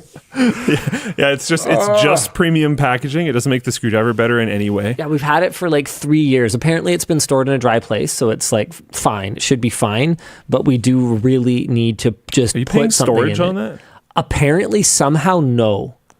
Yeah, which surprised me a lot because I don't know how much it cost. Like I don't know how much wool that is. Yeah. But that sounds like a lot of money to me. And so like, has alpaca wool gone up in value? Like, is this an Is this a appreciating stock? asset? Yeah. Are you just trading Yeah. commodities? Is this one of my largest personal investments? Do I need to disclose this? Move over gold. We've got Yeah. we've got animal. We're gonna put option puts on alpaca. Alpaca fiber market. Oh no. See. Hold on, I'm just checking. What are the trends? Increasing popularity in the fashion apparel industry. We got pork futures. Nice. That's we a got good- that's a good alpaca one wool. for you. This Show is me crazy. Show me a graph. Show me a graph. I need a graph. Someone needs to short Linus's alpaca wool. Not financial advice. Gamma squeeze it. Hat? Okay, you don't have to spam that much. Relax. I don't want an alpaca wool hat. I don't No, know. I don't think I I do. don't know if either. anyone wants that. Okay, here's the market size. I don't know what we have, but I suspect it's somewhere in the medium range. I don't think it's particularly fine fibers. Show me the price. Show me the bloody price. Okay, well, I give up. That was as much time as I'm willing to invest into that right now. All right, hit me, Dan. Hey, WAN crew, I'm in the process of joining the U.S. Navy to be a cyber warfare technician. Did y'all ever think about doing some kind of cyber tech work in the military or government space? Big fan. I think I've thought about doing everything one could imagine. So I don't know how fair it is to say. How'd you end thought up about here? it. Mostly accident. I was just like up late and saw this video and was like, "Oh, I'll do that. Let me put my computer on this resume." You tell me how that worked, man. Yeah, I don't know. It like sounds. I think for a lot of people, myself included, it sounds really cool, and then you start doing stuff in that space, and you're like, "Whoa, this is really hard." Right. So, yeah. As for me, no. No. I just really like computers. Yep. And Sick. my career path had already diverged. They wouldn't let me be a technician at NCIX. Did I ever tell you that? No. So it wasn't because of lack of certification or anything like that. It was I wasn't the most experienced, and that's fine. I could see how they could be concerned about the optics of that, but it had nothing to do with skill level. I was just too good at selling. Oh. They wanted me in the front. I was like, I would like to just work in the back. So I would just hang out in the back and talk to the tech at the Langley store. His name was Andrew. He was sick. Yeah, guy was awesome. He was like, He was one of those guys that just like, computer tech, just zero fucks given. I think I remember this dude. Yeah, super nice guy. He was kind of ginger, if I recall correctly. So. I I didn't require his services, but I would like stand there waiting to pick up one of my orders or whatever, and the text would come out and work with people, and I remember just like listening in. Yeah, buddy was chill. He was awesome. Anyway, they wouldn't they wouldn't let me just, so I'd go back there and hang out with them, and the only reason that no one would get mad at me for it was because like my sales were higher than anyone else in the store anyway, in spite of the fact that I was just like shooting the breeze with the technician a lot of the time. Because realistically, everything I was talking about was kind of on task, right? Like, honestly, how much better would Best Buy be? Okay, let's not use Best Buy as an example. How much better would your local computer store be if the sales reps spent 1/10 of their time just talking to the technicians? Yeah, probably. I mean, I'm going to use Best Buy anyways. The Best Buy that I used to work at, our computer sales crew and our Geek Squad crew, when I worked there, were actually pretty well linked, and we did super well. And I think it made sense because our team was like all quite competent. No, it makes a ton of sense, because otherwise, how are you going to know what to sell unless you know what comes back? Yeah. Our store was like one of the worst in Canada or something, and by the time we were done, we were like number 1 or number 2 in Canada, and we had a just fairly significant roster change, and everybody was just real into it. And it's a lot easier to sell things when you like know what you're talking about and are passionate. Yeah. Because most people are like, okay, cool. I hear what you're saying. Everything that you're saying makes sense. You have me interested in this thing, because listening to passionate people is just interesting for most people. Exactly. And it works. All right. What do you want to do for a topic? Do we want to pick we want to do sponsors? Dang it, Dan. No, they deserve a topic. They should have a topic. Yeah. Dan. Gosh. How about Meta says no more spam unless it's AI spam? Okay, yeah, I don't know what the heck's going on with this. Meta says that they will be changing the recommendation algorithm for Instagram and Threads so that they will no longer recommend reposts and ripped off content, which the company says will give more visibility to creators of original content. And when you listen to people who actually liked Facebook at some point talk about Facebook and its decline, what they talk about, I've found more than anything else, is missing the days when it was actual updates from people they are first order connected to, single degree of separation connected to, and interacting with those people. And it's just kind of turned into just an endless doom scrolling pile of content farm, video crap and reposts of stolen memes and all that kind of stuff. So I don't see anything in here about Facebook. We'll get to that in a second. These platforms will also add labels to reposted content with a link back to the original creator. That is super cool, and that should just be kind of standard practice. I kind of love that. This will not apply to content that has been significantly altered, however, like a work that is edited into a meme or given a new voiceover. Meanwhile, it has become significantly harder to find original artist content on Facebook, as the platform has become flooded with unmarked AI content, much of which is bizarrely Jesus-themed.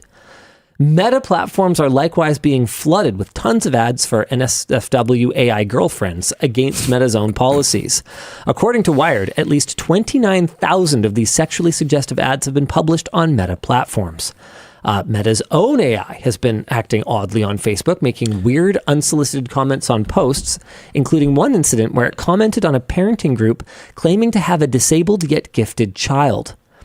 Meta has also added the AI chatbot to Instagram search, making it difficult to avoid interacting with these features. I did notice that, actually. Anyway, I just want to show you guys a couple of examples of this weird, oddly Jesus-themed AI artwork. Here's one. Made it with my own hands. Thanks to everyone who appreciates this. And this is from account Love God and God Love You. What am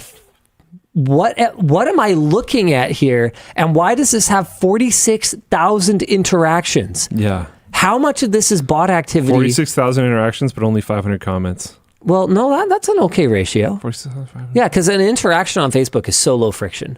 Yeah, I guess. This may legitimately be actual people that are like, yes, shrimp Jesus. Well, the next one, The next one has 185,000 interactions. Love from Love Father and Mother Bless You.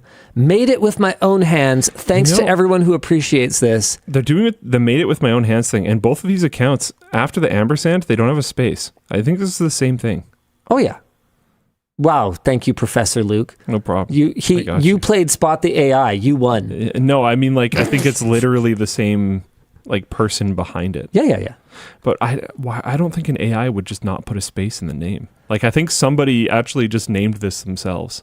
And then it's just AI generating photos. Yeah, that could very well be, because there's probably tools to mass create accounts, but surely you would have to approve. It's just I don't think this is one of those mistakes that an AI would even make, though. Yeah. It would put a space after the ampersand. That's something I've started noticing a lot lately, is when something is bad, it almost makes me feel like, oh, this is real. Yeah.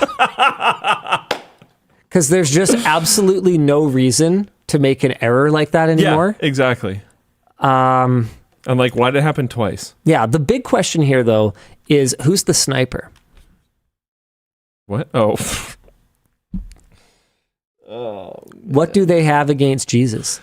I'm sure that's just the AI not really understanding that that's actually supposed to be a window or something. And it's just sure, why not? We'll put that there. I don't know. Our discussion question is, how big of a threat is out of control spam for companies like Meta? Enormous. Well, hold on a second.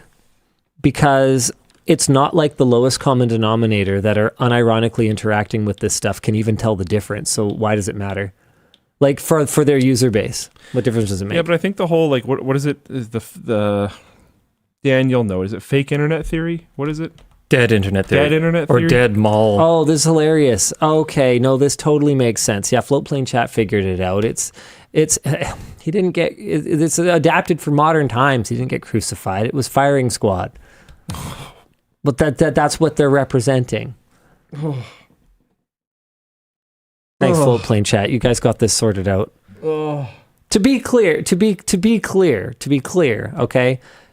Regardless of alignment, this kind of thing is obviously ridiculous, and that's the reason that I'm making light of it, because it's just go to Luke camp. Clearly silly. This poor man. I know.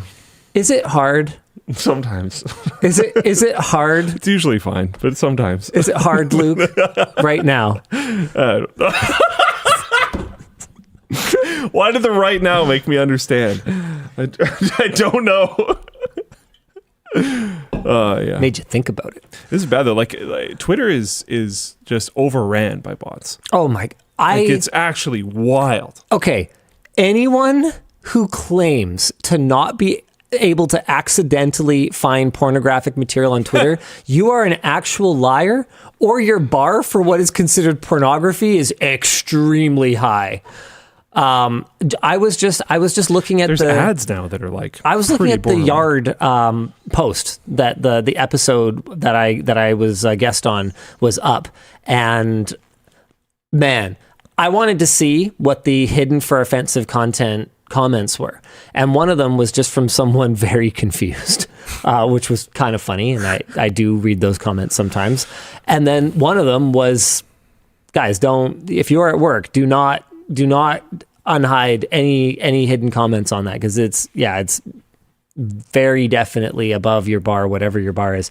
Twitter's brutal. Yeah. I don't even know what to make of it at this point. At what point can we not ask our staff to be on a platform as part of their work? Interesting. Do we have to basically create a policy at this point? If this gets any worse, do we tell the social team, okay, look, you guys can post on this. You can decide to not if you... But realistically, we advise against consuming any content on this platform at work. You can't, or even you can't. We can't tell people, yeah, go ahead, find view pornography at work. That's not okay. I saw one during the show. Ugh, Dan, don't tell me that. I mean, it's a problem. Is it not okay? If the employee's okay with it, is it not okay?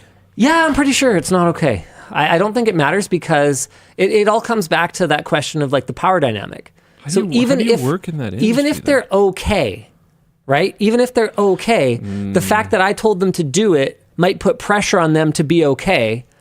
Yeah. No, And then even if they say it's okay, they might come back later and retroactively decide it wasn't okay. That's the weird part. So we almost have to get out ahead of it, right? If you don't tell them to do it, if you say like, we would like posts on Instagram, but if anyone's uncomfortable with that, you don't have, or Twitter, but if anyone's uncomfortable with that, you don't have to do it. And that doesn't, and not everyone's in a private office too, right? Like that doesn't account for if anyone's walking behind their desk and someone's just banging on their screen. Yeah. Right? Like we can't ask people to be subjected to that. So we should raise this next week, like an exec meeting. Like, should we have a serious discussion about whether Twitter is a site that is allowed to be accessed on our network? There's probably a way for the like IT team to block all the images that load on Twitter.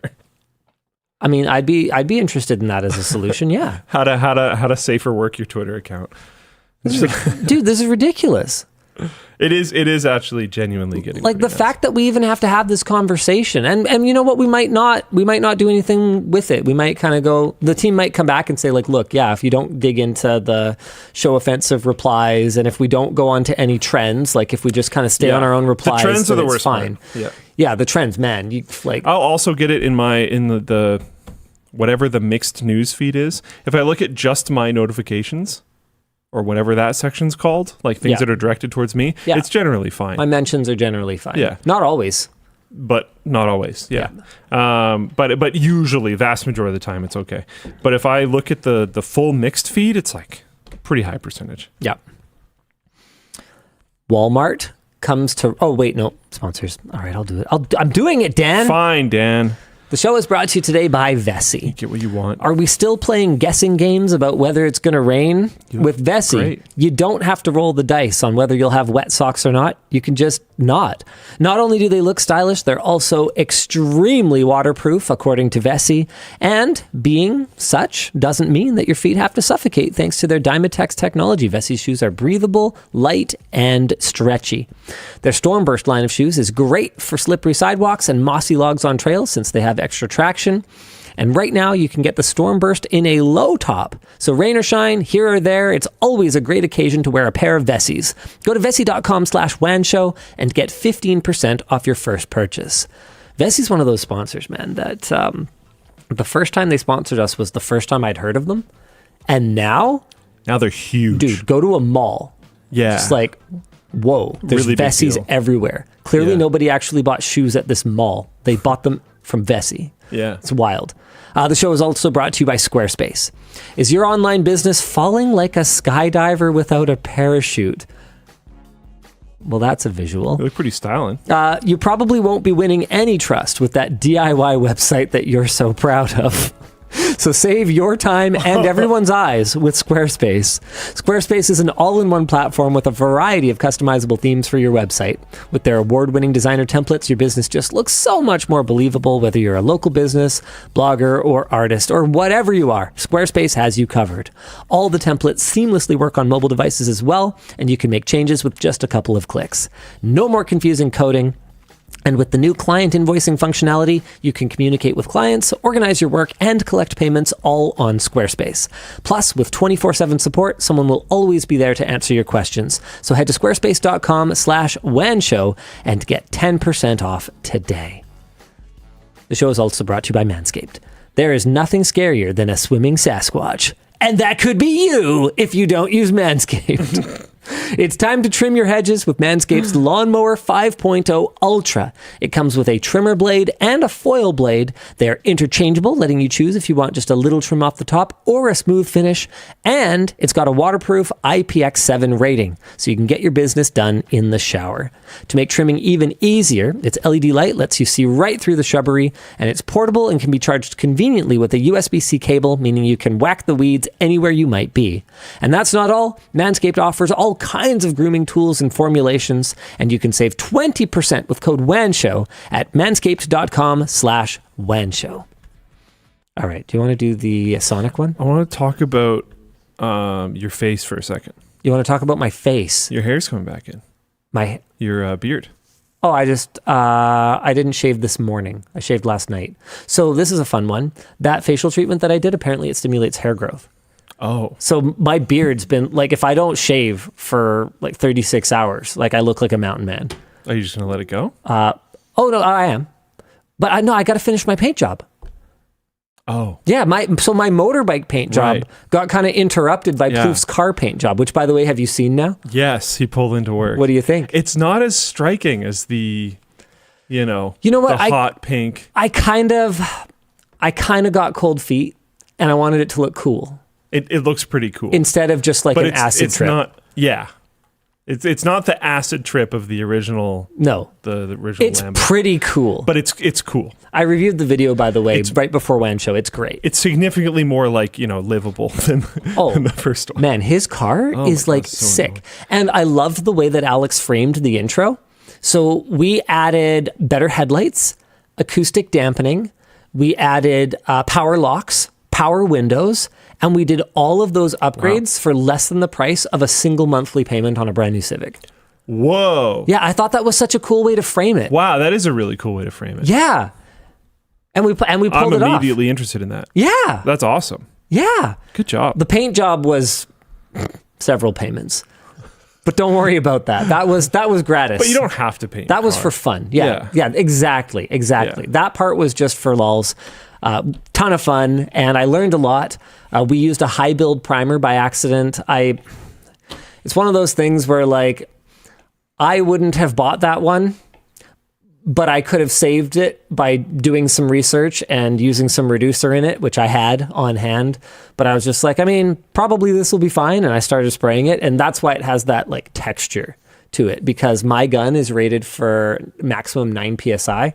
And that high build primer wants 20 PSI. Ooh. So basically it didn't completely atomize and it just like blew chunks at the car. So, Okay, so you're still shaving because you need the mask to make a seal. yeah. you don't So breathe that in my paint like organic filter mask is still good while I'm finishing up my bike. I'm going to do a bunch of color tests this weekend. I'm really excited about that. So I've got a bunch of different variations of undercoat, midcoat, and then top coats and effects and stuff like that. And I've got an order of speed shapes I got from AliExpress for like $2. So speed shapes are basically things like this, and they just have like kind of contours like a car, so you can paint them and then kind of see what it looks like from different angles. Got it. I'm going to get that done, and I'm just going to settle on a bloody color and get this thing done, even though we haven't really quite gotten to the level of vibrant pink that I would like. I'm just going to have to kind of live with it and get it done. I want to ride it this season, darn it. Other than that, I didn't have a particular topic. We could talk about. Oh, we're supposed to do merch messages. Oh. Never mind. Hit us, Dan. You don't have to. Can you pick You're one for so Luke? antagonistic. Fine, Dan. I'm going to run to the washroom real quick. I'll be right back. All right, we'll get one for Luke. Yeah. Question for Luke. Yes. If you got offered a job from NASA or a similar Oh boy. dream job, Right when Linus leaves. would you leave LMG and move to the US for it? I'd be really tempted, but as of right now, I don't think I could. I feel too much direct responsibility to certain teams, certain people here, stuff like that. I don't know if that would ever necessarily change. Maybe it will, maybe it won't. But I would be extremely flattered. I'd say that much. I'd be a little bit confused as to what NASA would want to do with me. But I'd be interested. Yeah, that's it. Maybe a boring answer. Greetings, LLD. I'm watching Floatplane from an airplane. Sick. Luke, Nice. what processes do you have in place Oh boy. to help your development teams actually accurately forecast delivery timelines? Any implementation tips? I'm gonna say no. Oops. Sorry. What was the last line? Any there? implementation tips? Implementation. Uh-oh. What? Oh man. Good luck, James. Have fun. So yeah, welcome to the world of developer timelines. They don't work. It's like the whose line is it anyways? Points. They don't matter. They don't exist. They're made up.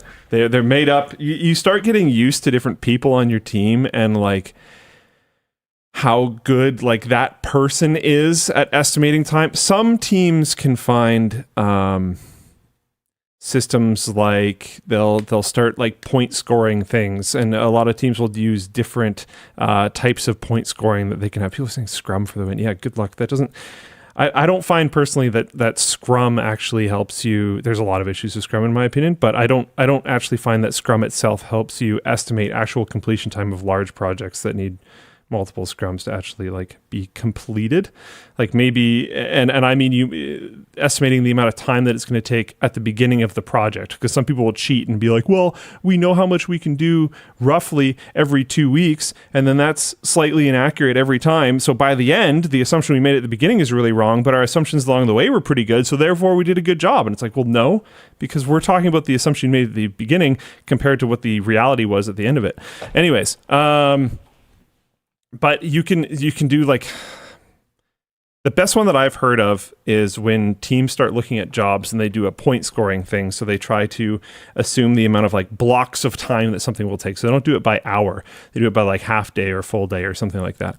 And they use that as project estimating. And then they review that after every project that they do to try to help themselves get more and more accurate over time.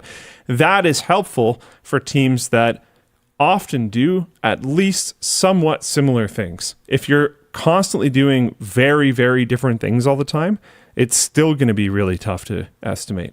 I've actually found that I'm more successful when I just get used to roughly how inaccurate individuals are, and then don't actually coach them on doing it at all, and just have them keep doing their estimates as they have been, and then buffer custom amounts per person.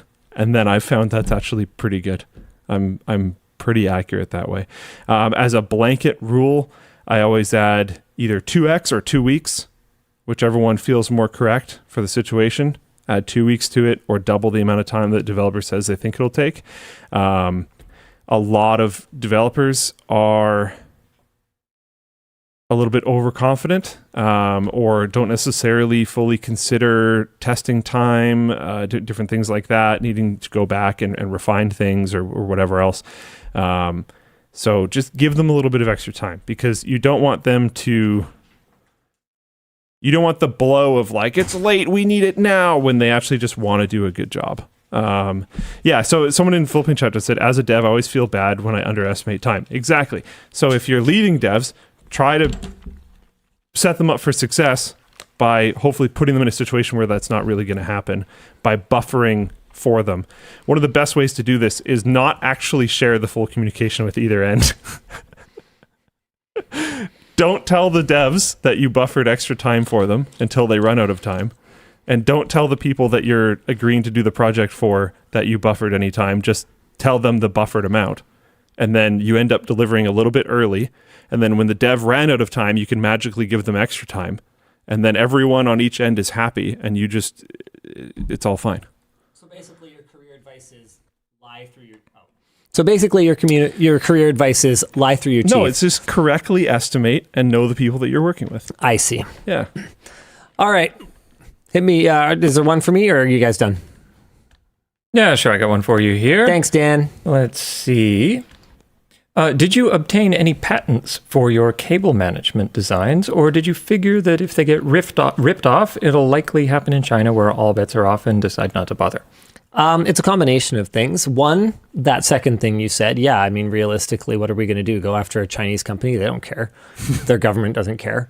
They only care when Chinese companies get ripped off. It's actually really interesting, the double standards that exist in the eyes of the Chinese government. So realistically, we're not really, we don't really think there's going to be any defense against that anyway. Number two, I don't think there's anything particularly patentable about it. It's a magnet attached to a piece of plastic. Like if we had anything particularly novel about it, if anything, I think we'd be better off. That can make it better. I know. Yeah. But if there was anything that made it better or was particularly novel about it, I think we'd actually be better off just not mentioning it. Yeah, because then their product might not do as well. Whereas if you patent something, reviews, you have to like include drawings and stuff of like how you do it, which I'd rather just not do if we had anything about it that made it special. And number three is a big part of what makes the cost of our products so high is the raw material cost of the neodymium magnets. So with that in mind, if you were to make a knockoff, where are you saving your money exactly? you could, I mean, we already had the molding done in China. We already have the plastics shot in China. We're already buying neodymium from a supplier in China. So, okay, Chinese knockoff company, what exactly is your advantage going to be here? You're going to do all the same things as us. And so if you build it to the same level of quality with the same amount of raw neodymium in it, your price is going to be high. So what they're going to do, inevitably, you can mark my words on this, what they're going to do is they're going to cheap out on the neodymium. It won't hold as well, and they wouldn't, even if we did have something special that we did to make it better, they won't figure that out. They won't notice. They won't care, because all people ordering online are going to see is that it's the same shape and it has a magnet in it. They're not going to know how deep the magnet goes. And so those magnets are going to break more easily. They're not going to hold as well. People are going to get it. They're going to find out that it sucks. And then if anything, it's just marketing for our product, because ours is the real one. Ours is the good one.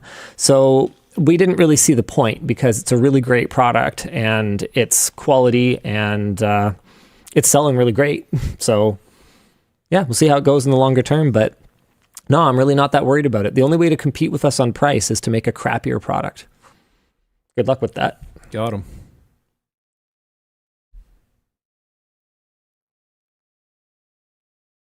What do you want to do, Luke? I don't know, man. Let's get these main topics out of the way just to make sure. AI-powered race cars kind of suck so far. The Abu Dhabi Autonomous Racing League, the world's first racing league featuring self-driving formula race cars, held 2 races this weekend. The first featured only self-driving race cars, while the second had self-driving cars compete against human drivers. Okay, that's interesting. The qualifying time trials prior to the race wound up being chaotic, with the automatic race cars struggling to finish a lap and occasionally randomly jerking as if dodging an invisible obstruction.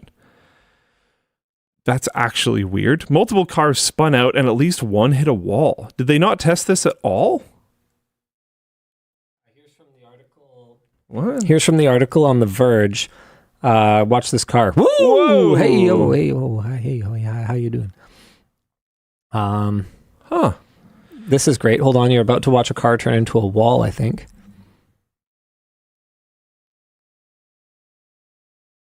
Yeah, Bob. Lies, that car is still a car. It didn't turn into a wall. Oh my goodness. Misleading, The Verge, misleading, bad content. The qualifying, during the race, the leading car spun out, the second car passed, but an official threw a yellow flag. The other cars got confused and stopped behind the stalled car, as during a caution lap, cars are not allowed to pass each other. The autonomous cars were slow, especially around corners, and seemed to get confused by the smoke from other vehicles. Oh, one car misjudged another car's braking and rear-ended it. This sounds like a very expensive hobby. Yeah. Yeah. GIF Keeper over on in The Verge's comments says, people only watch F1 for when things go wrong, so I don't see anything bad about this. Stonks, dude. They're going to make so much money. So many They're things going to wrong the with moon. this. So many layers. That's amazing. All of the sponsors are just insurance companies. There's a lot of AI-driven cars on the road. This could be you. I get what it. you're watching right now. Injured by a you. Tesla? All the traditional automakers who have paused their investments in autonomous driving, just putting it all into this to make like Tesla look bad, make people scared. Oh, that's so funny. This is amazing. I think that's mostly it. There's some discussion questions. What's the likely difference between programming a car to navigate a city versus programming it to complete a race? Honestly, I don't know enough about this to really comment on that. But for me, it's not necessarily because the predictability of the track theoretically is a huge, should be very high. Huge advantage. Even if you are using machine vision, which you would have to be doing in order to avoid obstacles or other vehicles, knowing the basic parameters is an enormous advantage. However, the speed at which things are happening and the, relatively speaking, lack of clear rules, like on a public street, this sign means everyone should behave in this predictable manner, whereas on this track, Oh, I see. Okay. it's, well, get there first. Yeah. Right?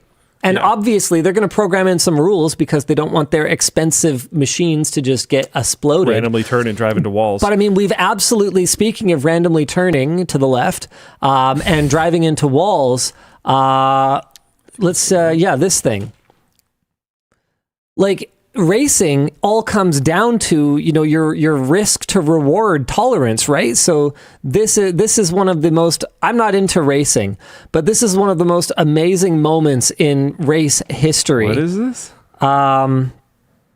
Video game move? Yeah, hold on, let me see if I can find so Buddy's way behind. Hold on, where's my retention? This is sick! Thing. Well, man, why is this video trash?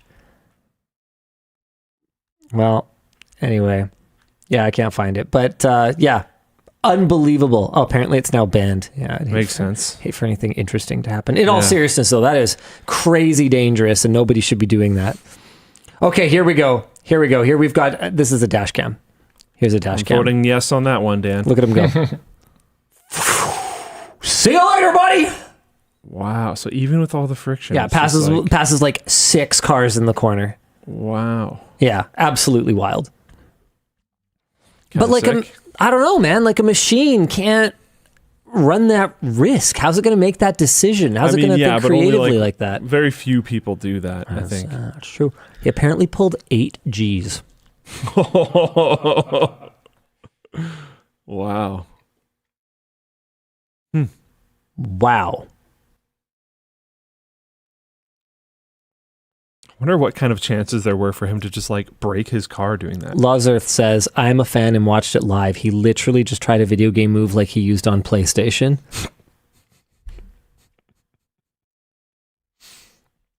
Not helping anything. All right, what else we got here? UK bans bad passwords. Yeah, the UK this is has interesting. updated its telecommunications security legislation to ban easily guessable default passwords.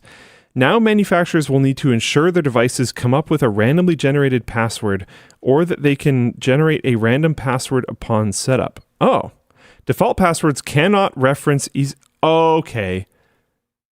They ban bad default passwords. That makes a decent amount of sense. Default passwords cannot reference easily discoverable information like Wi-Fi SSIDs, and they cannot be incremental versions of each other, i.e. password 1, password 2. Okay, neat.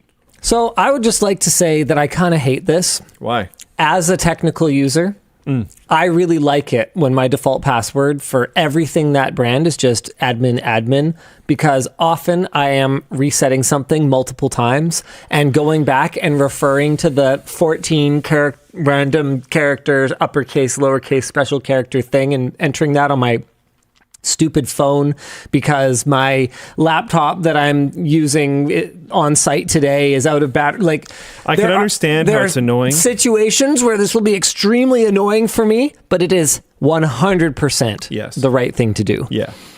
Yeah, it'll be annoying for probably a lot of the people watching right now. Literally dozens of us will be infuriated by this. But it's better for the whole. But here's my problem, though, is a lot of devices are only ever going to be set up by a professional. So, like a server or something, come on. Like Ubiquiti equipment. No casual is going to set up a Ubiquiti access point. Yeah, but I think the Ubiquiti access points are going to be a pretty small percentage of these things. I think they're talking about like Wi-Fi routers and stuff. But what about me? I mean, an access point's basically a Wi-Fi router. In a colloquial sense. I would be okay with the idea that this only applied to consumer electronics. Actually, if it didn't apply to like enterprise grade stuff, I'd be fine with that personally. Yeah, screw it. You should probably set your stuff up properly. Whatever. Yeah. I they won't do it that way, but that would be fine. I would be so much happier with that. But no, you're right. They probably won't do it that way. Another thing that I know you're really happy about is that Walmart has come to Roblox. Walmart is piloting a store on Roblox where players can buy a physical item alongside its digital in-game twin. The Walmart Discovered experience is currently only available in the US. Children over 13 can make purchases so long if they've verified their age by sending Roblox a picture of their government-issued ID, as well as adding their name, address, and credit card information to the Roblox-based Walmart store. Walmart previously attempted to appeal to children through Roblox by adding 2 previous experiences, Walmart Land and Walmart's Universe of Play. However, this was met with backlash as Walmart failed to properly disclose that these games were also advertisements. That was really loud through the mic, by the way. So the reason I brought my phone up just now was to check if I still had the notification for it, because I was going to show you. My son requested to install Roblox earlier this week. Look, he's done both of them now. I approved Fortnite 2 weeks ago, which he's been enjoying a lot. I had the microtransaction conversation with him again. I was like, look, okay, you're going to see a lot of your friends are going to have a lot of like paid items and skins and stuff in this game. Okay, what are they? He's like, suckers. And I'm like, good boy. I don't know how long that'll last, but boy, am I ever going to try and keep that mentality, because to be clear, guys, what I'm doing right now, I don't actually think that's necessarily true. I think there's lots of good reasons that you could contribute towards a piece of software that you really enjoy. Developers need to be paid. I'm not going to make that argument. A lot of people have bad relationships with this. The issue is that Fortnite is designed to be a money-sucking machine, and it is designed to prey on people who are either young and immature, or who have an unhealthy relationship with these kinds of transactions. And so what I am doing is I am setting the bar here, right? Knowing that probably he will land here. Instead of, and this is a hope, right? Like, I don't know if this parenting strategy works, but instead of setting the bar here and then, oh dear Lord, he fell down here. So I'm basically setting a very, very high level of expectations. So if we ever do spend money on a Fortnite skin or something like that, the understanding will be that this is an exception. This is special. This is something very special. Merry Christmas, you got one skin, or something along those lines. I think the only thing you risk with that is when they become free and they seek the thing that was restricted more. Sometimes it can swoop. Yeah, that's way true. Beyond, but that's true. I don't think it will in this case. His opinion on what games he liked used to be so incredibly based, and now it is becoming not so, and that makes me sad. Yeah, I know. But it's okay. That's fine. We'll draw him back into it. I still haven't shown him Warcraft 3. Kids are gonna kid sometimes. Oh yeah, and like realistically, gaming is social. That's true. All his friends so are if playing his friends Fortnite. are playing it, it is what it is. Yeah, 100%. I agree. I get it. It just sucks. One thing that I think is pretty funny about this Walmart thing is I can pretty much guarantee you that somebody somewhere is going to complain that you have to buy a physical item in order to get a digital one, which I think is so funny, because we get comments complaining that you have to buy something from LTTStore to get a merch message in, because they would rather just send in money and receive nothing. And I just think that's so crazy that I know someone is going to be like, I just wanted the digital headphones. I didn't want the real headphones. I wanted to pay full headphone dollars for digital headphones, not real ones. That's going to happen. Someone's going to do it. I mean, in fairness, if they don't need another pair of headphones, I kind of see where they're coming from. Just give them to your friend or something. Or you could just not need the digital headphones too. That's also an option. That's a better idea. I mean, this is really smart. You got to give credit where it's due. This is super smart. They're definitely going to move some units. It's exhausting. I think that's the only real word that I can use for it. It's just exhausting, like all the new and creative ways that we can be marketed to. Billions of dollars going into controlling your brain. Dude. Like, dude, there is so much stuff that's just like obvious stuff that LTTStore could do in order to sell more. Mm-hmm. Like, immediately sell more. Like goofy stuff. Like when we did that video on sports tech. So like tech that's branded with sports team logos and stuff like that. Man, the site that runs most of that stuff in the US. It's just like every stupid mind game is front and center on their site. Like, right now, with only 4 hours left, it's the ultimate sale, big ball sale. Like, no, it's not. You're just going to start a new sale. Like fake low stock information where they'll try to blast it. There's only like going out of only business. two left, yeah. Yeah, man. Oh, man. What is it with mattress stores and going out of business for like 10 years? There's one on King George Boulevard that the going out of business signage is old and faded. Yeah. Like, you're not fooling anybody. What is this? LTTStore.com and Roblox. I mean, you know what? I'd be down to do like a WAN hoodie that you can wear in your video game, and also you get a real life WAN hoodie or something like that. I don't see that as inherently bad. I'm just kind of tired of having things shoved down my throat this hard, and it feels like a lot of people feel that way. Speaking of having ads shoved down your throat, I just thought this was kind of interesting. The judge in the U.S. Department of Justice's antitrust case against Google is currently hearing closing arguments as to whether Google's market dominance has harmed the quality of search. Spoiler: yes. The heart of the DOJ's case is Google's deals with various companies ensuring that Google search would be the default on their platforms, in particular Google's deal with Apple. A witness revealed during this trial that Google pays Apple 36% of its search advertising revenue from Safari in order to remain the default search tool on the browser. In just 2022, this deal resulted in Google paying $20 billion to Apple. Android manufacturers typically get around 12% of this revenue for their own default agreements with Google, so 1/3 as much. This is not news necessarily, so the closing arguments are happening now, but a lot of this has come out earlier. But one of the things that struck me about this was that it is always interesting to me to see the shapes that Apple apologists, Apple loyalists, whatever you want to call them, fans, right? Fans. You shouldn't be a fan of anything, but that Apple fans will contort themselves into to frame Apple as a totally different kind of entity compared to the other big tech companies. And this one, what stood out to me about this was it reminded me of that conversation that we had a little while back about the VPN industry and how how our comfort level is high enough to have VPN sponsors and talk about the benefits of VPN to our audience, but our comfort level is not high enough to run our own VPN and personally say, no, I understand that IP is downloading illicit, harmful material. It's affecting real people, real minors, and we're not going to give you that person's information. That's just beyond mine and Luke's comfort zone. We're not going to say no to that. So we're just not going to run a VPN, because you can't have a VPN that just decides sometimes to disclose its users' activities and sometimes doesn't.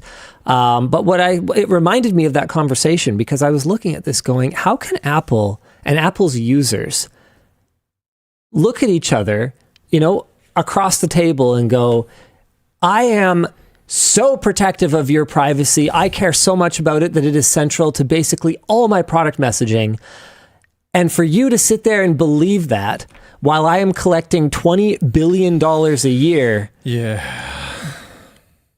through Google's efforts to harvest your data and sell ads against that personalized collected data. I mean, Apple's conflict of interest here is so obvious and so clear and so brazen that I find it exhausting that it isn't obvious to everyone else. And I think that's become a bit of a problem for me. Like, I end up with people looking at my takes and kind of going like, yeah, Linus hates Apple, or he hates this, or he, whatever he thinks about something. And I think part of it is, I'm exhausted of having the same conversations over and over again. And I've said this before, and I guess I'll do it one more time. The thing that drives me most crazy about Apple is the utter hypocrisy of it. of their behavior, that they will put a microsite up on their website about how much they're saving the planet as they actively send tens of thousands of working devices to a destroyer like Jeep, however you pronounce it, GEEP. There was a whole lawsuit that Apple, I think, ultimately dropped because they didn't like the publicity they were getting around pursuing these guys for ultimately not destroying this working hardware. It was a whole thing. This was a little while back. I'm not just a hater. This is not hate. This is looking at the pieces in motion, looking at the actions they're taking and going, is this not obvious to everyone? Like, you can still like Apple products. You still buy a fucking iPhone. I don't care. That's your money. You do whatever you want. Just know what's happening. But why do you insist? Why do you insist on not seeing it for what it is? And I don't know how to address it. Like seeing the antitrust developments between the US government and Apple and all the articles that are on sort of the usual news sites that kind of have that traditional article comment format. I read a lot of comments, not just on our own videos, not just on videos. A lot of the time I'll skim the article and I'll read the comments. I read a lot faster than I watch video though, so I usually will just read an article because I'm a pretty fast reader. But going through the articles, it's amazing. Even on communities where generally I have found that the readers are of above average savviness. Like Ars Technica, I would say, is an example of a site where, generally speaking, it's pretty hard to get upvoted if you're a complete fucking idiot. Like it just doesn't really happen compared to a site like The Verge is a more normie site, but still reasonably savvy compared to I don't know, that dumb one that we were showing all the AI comments on a little. Actually, no, that one wasn't bad. But anyway, the point is, I would say Ars Technica is one that has a pretty high standard of viewership or readership. And I was going through one of the articles on this, and the number of people that were making the but my walled garden, I love it better in here argument just blew me away. Then have your walled garden. You can choose those options. Stay in it. Yeah. It's okay. You can close the door. Competition is good.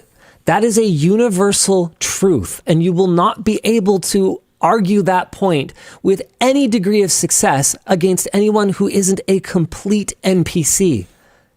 Competition breeds innovation. It just does.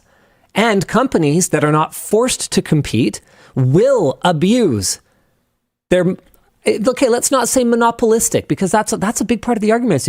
Apple isn't a monopoly. They're not a monopoly. Look at that. You don't have to be a monopoly, mono. You don't have to be just one to engage in anti-competitive behavior.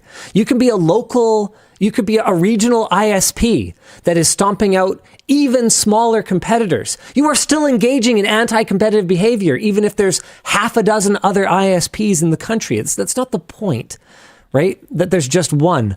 And it just blows me away how polarizing this is and how emotional people's arguments are about it when I just don't get it. Don't be a fan. Don't be a fan of Apple. Don't be a fan of Intel or Nvidia or Microsoft or any of these companies. I mean, look at the way the tech industry has handled layoffs lately. Have you seen the supercharger team layoffs? They're just like, yeah, Tesla supercharger teams. See you later. Oof. Nice knowing you. I always like going to that website, layoffs.fyi. It's interesting. Yeah, here, I'm going to your laptop. Yeah.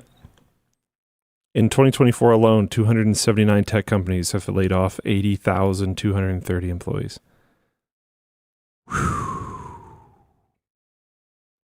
As soon as you're publicly traded, by definition, you can't have a soul. Yeah. Yeah, it's brutal. You can, if you poke through this website for a while, you can... I don't remember exactly how to do it. It's intuitive once you actually start using it, but there's a way to sort by like type of company, because it shows like fintech companies, all this other type of stuff in there, but you can narrow it down to different specifics, but it's a lot of people. Avon Fox says, if we don't want fans, stop calling them Team Red, Team Blue, etc. That's a good point. And you know what? That's one of the sort of insidious, subtle ways that that they do turn gamers against each other. Like, as far as I remember, AMD started that whole Team Red thing. I think so. I think that was back in the Bulldozer days when basically they didn't have any product worth buying, and all they could count on was selling to fans. And you know what? This is tough, right? Because if absolutely everybody bought only the objectively best product, companies would just cease to exist. We go to monopolies instantly. And so the fact that people that I would, no offense, but like laugh at behind closed doors, who are buying these like objectively worse products for the same price, right? Like I'm sorry, but I think you're a clown if you know that one thing is objectively better than the other one, and you buy the worst one because it has a brand you like on it. I'm sorry, you're a clown. I do think sometimes, but they saved AMD. The fact that we have AMD today is because absolute clowns were fans of a company and bought a brand instead of a product. I was like, you know what? Thank you. I actually enjoy living in clown world, because if we had just Intel, we'd still have I do think you're oversimplifying. We'd still have 4 cores, Luke. Because some people just don't care enough. We'd still have 4 cores. So they're not going to do the research. So if it's just going to be on sale and they're like, whatever, I need a functioning computer, I don't really care. And you much. know what? That's fine. Yeah. That's fine. And then other people might have... But I didn't talk about that. Other people might have subjective reasons why they like or dislike something, and other people might have reasons why they're doing an anything but purchasing I can address solution. all of these. Okay. All right. Okay, so number one, I wasn't talking about that. Out of ignorance, I will absolutely buy the wrong brand of drill bit. Sure. Yeah. It happens. I don't have the time to research absolutely everything in my life, and I understand that some people, in fact, I'm one of the people who talks about this all the time. Like, we live in our little tech bubble where everything's obvious to us, that this one is so much better than that one. How could anybody possibly buy a 4060 with only 8 gigs of VRAM, or, whatever the thing we hate du jour is. I talk about that all the time, how for most people, it's as simple as walking into a retail store and buying whatever the rep hands them that happens to be within their price range. I get that. So I'm not talking about people who just don't know. And as for your second one, I forget what it was. It was good, though. It was really good. Okay. So there was ignorance. Yeah. There was... Oh, just not caring. Preference, I think it was. No, that was the third one. I thought the third one... I can't put that finger. Yeah, the third one was the anything but verse. Yes. Yeah. Okay, so the second one... I'm sorry, but I just don't accept it with a computer processor. I can accept it with a water bottle because this is subjective. We were talking about like everything, though. It wasn't just CPUs we were talking about. Okay, but I'm specifically talking about tech products right now, though. And when it comes down to CPUs, there might still be preference because you might use a certain program or something that performs better than the other thing. But that's fine. That's still objective. I'm just saying that a CPU is not a subjective purchase. But that comes down to potentially 2 products still being relevant. In those days, it didn't. I agree. Yeah, that was clown days of AMD. There was if you paid full price for a bulldozer, you were willfully ignorant, basically. Yeah, like those were bad. It was a rough time. You couldn't even glance at the introduction of a review and not know that it was not dark times. It was or that it was dark times for AMD. If you were in the tech industry back then, it was a sad time. As for the anything but, I get it. There are definitely companies that I have taken a break from before, but I also think that that's kind of a I know recently that there are people that have taken risks with purchasing decisions, especially in the GPU department, because of some of the things that NVIDIA's done. I don't necessarily think that that's super wrong. And that's fair. But what I will say is don't get stuck in like a place of sort of blind hatred forever. Yeah. Because outside of, employees are going to turn over, things are going to change. Outside of very senior leadership, the company that you are buying from, if you're buying an AMD CPU today, for example, and I'm using AMD as an example for a reason because they have had a significant amount of turnover in the last decade. If you buy an AMD CPU today, you are effectively buying it from a completely different company from who they were 10, especially like if you go back like 15 years ago. 100%. Functionally, it's like they're the company of Theseus, right? Like almost every working part has been replaced in that time. A lot of companies are that way, though. So holding grudges against a brand is entirely silliness. You should absolutely consider anything they've done recently, and if they have a long history of absolutely evil behavior, then that clearly is a deep-rooted cultural issue. Like if someone were to say, "Look, I'll buy anything other than something made by Nestle," all right, fair enough. Because, whether you want to make an argument around the privileged position that they're in today at all is because of the awful behavior that they have paid zero reparations for, or whether you want to look at their more recent actions, you'll have a strong argument for why you just shouldn't buy anything made by Nestle. But I think you'll be hard pressed to find a similar example in the tech space. Nestle was a good call out, though. I like it. Yeah, well, they're just the most obviously evil company, other than like maybe Chiquita. Who's that? That's the banana company. Oh yeah. Yeah. Okay. All right. Don't forget about the Coke murders. Never forget the Coca-Cola murders. There's some wild stuff in the food industry. It's actually nuts. Yeah, they literally don't even. Their defense was not even that they didn't do it. It didn't happen here. Their defense was that it was not within the prosecution's jurisdiction. You know what they did? Yes, unfortunately. There's also Lay's, I think. Don't forget about the palm oil industry in general. Like literally palm oil. Actually destroying entire nations. Sick. But hey, at least it's what was the argument for it? It was like lower calorie or healthier or something, natural something. I forget. But yeah. Sorry for bringing up palm oil. It feels like some like Portal stuff. It's like it's lower calories for the ones who are still alive. Yeah, exactly. Like, dude, this is one of those things where it's like I am not about whataboutism. Like, whataboutism is a super weak argument. When someone says, hey, you did a bad thing, and they point back and they go, well, what about? There are valid cases for it. Yeah, if someone is engaging in hypocrisy, there's nothing, I think, that I dislike more than hypocrisy. Like, if I'm calling out Luke for his... Get me. I don't know, his big nose. Perfect. Right? I like it. Actually, that's a bad example because it's an inherent trait. But my point was just that my nose is bigger than his. So if I were calling... Oh, come on. I don't look at these things. I genuinely don't. Literally royal. I can't see myself on the Deluxe. side. I like to describe it as deluxe. Nose prime. Yeah. Nice. I like it. Or whatever it is. If I am actively engaging in the same behavior or the same behavior but worse, that is absolutely a valid defense. That is not whataboutism. That is you're being a fucking hypocrite and you actually need to sort out your own shit before you start talking about anyone else's. Yeah. So that's a completely different thing. But in general, I'm not about whataboutism. But I also do think that in the gaming and in the tech industry, we tend to end up with kind of tunnel vision on the things that are happening within our space. I think a great example of this was the principled technologies benchmarking scandal from Intel. Do you even remember this? I do. Yeah. Basically, someone at Intel fucked up some charts and they got published even though they were obviously not right, and they caused a very unfavorable comparison to AMD that was just obviously not right. I looked at that whole situation, I went, yeah, someone fucked up. There was issues everywhere. And and whoever they are high up enough that they can cover their butts.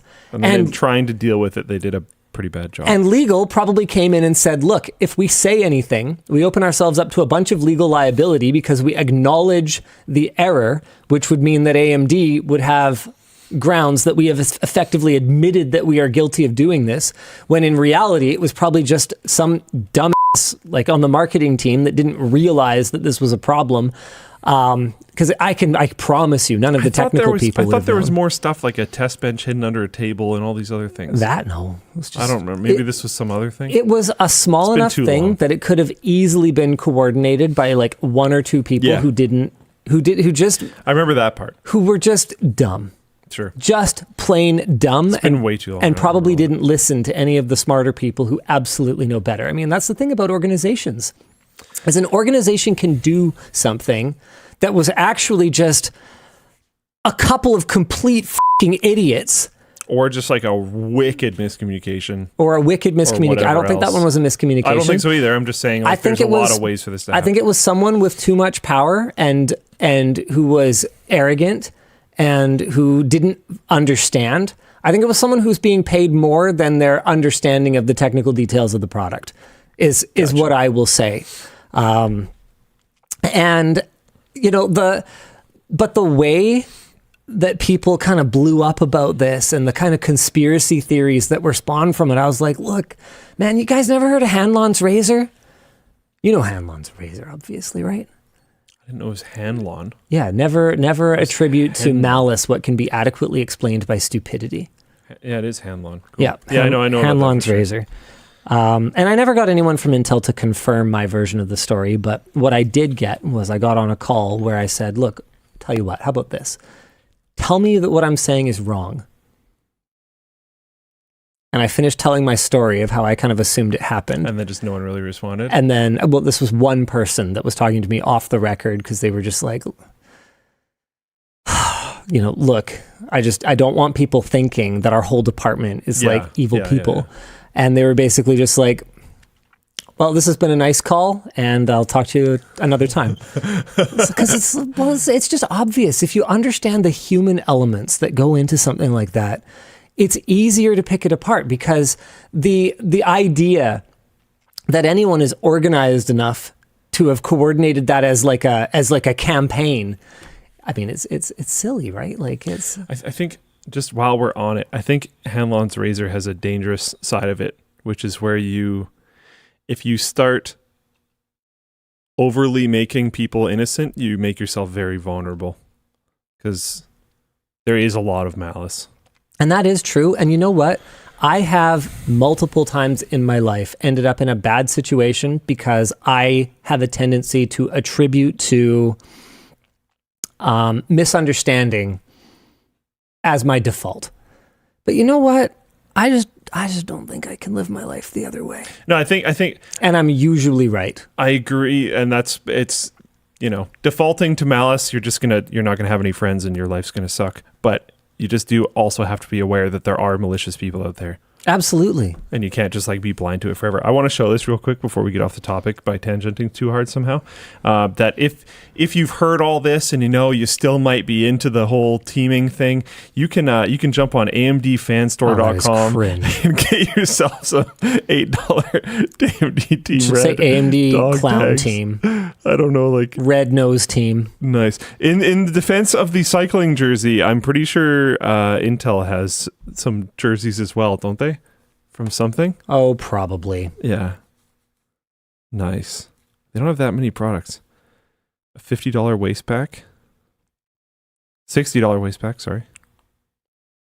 I mean, they have quite a few products actually. At least, a gaming chair? Oh wow! I was about to say at least their worthless swag is priced like worthless swag. Like their sunglasses were like $10, but like, man, that I mean that's a tool backpack though. That's not just AMD. That almost feels like they produced a bunch of them for staff and they're just like making them available. Computer backpack. I thought it was commuter. I don't know if you're going to find the exact same one. Is it that second one? Oh, no, the zipper goes across like that. Oh, is it the 12 custom? Okay, well, 12 of them for $14.06. Why is that? Staples promotional products. Nice. Right. Laptop backpacks. All right, Luke doing the real research here. I want to find it. Is it an older model? Got an investigative journalist here. Luke, come on, let's cheer him on. Luke. I don't think I'm going to find it. It's not here. Shop. It's an older model. Shop. It's an older model. That's fine. I'm over it. Oh, well. I took away your screen sharing privileges. That's fine. Yeah, I didn't find it. I failed.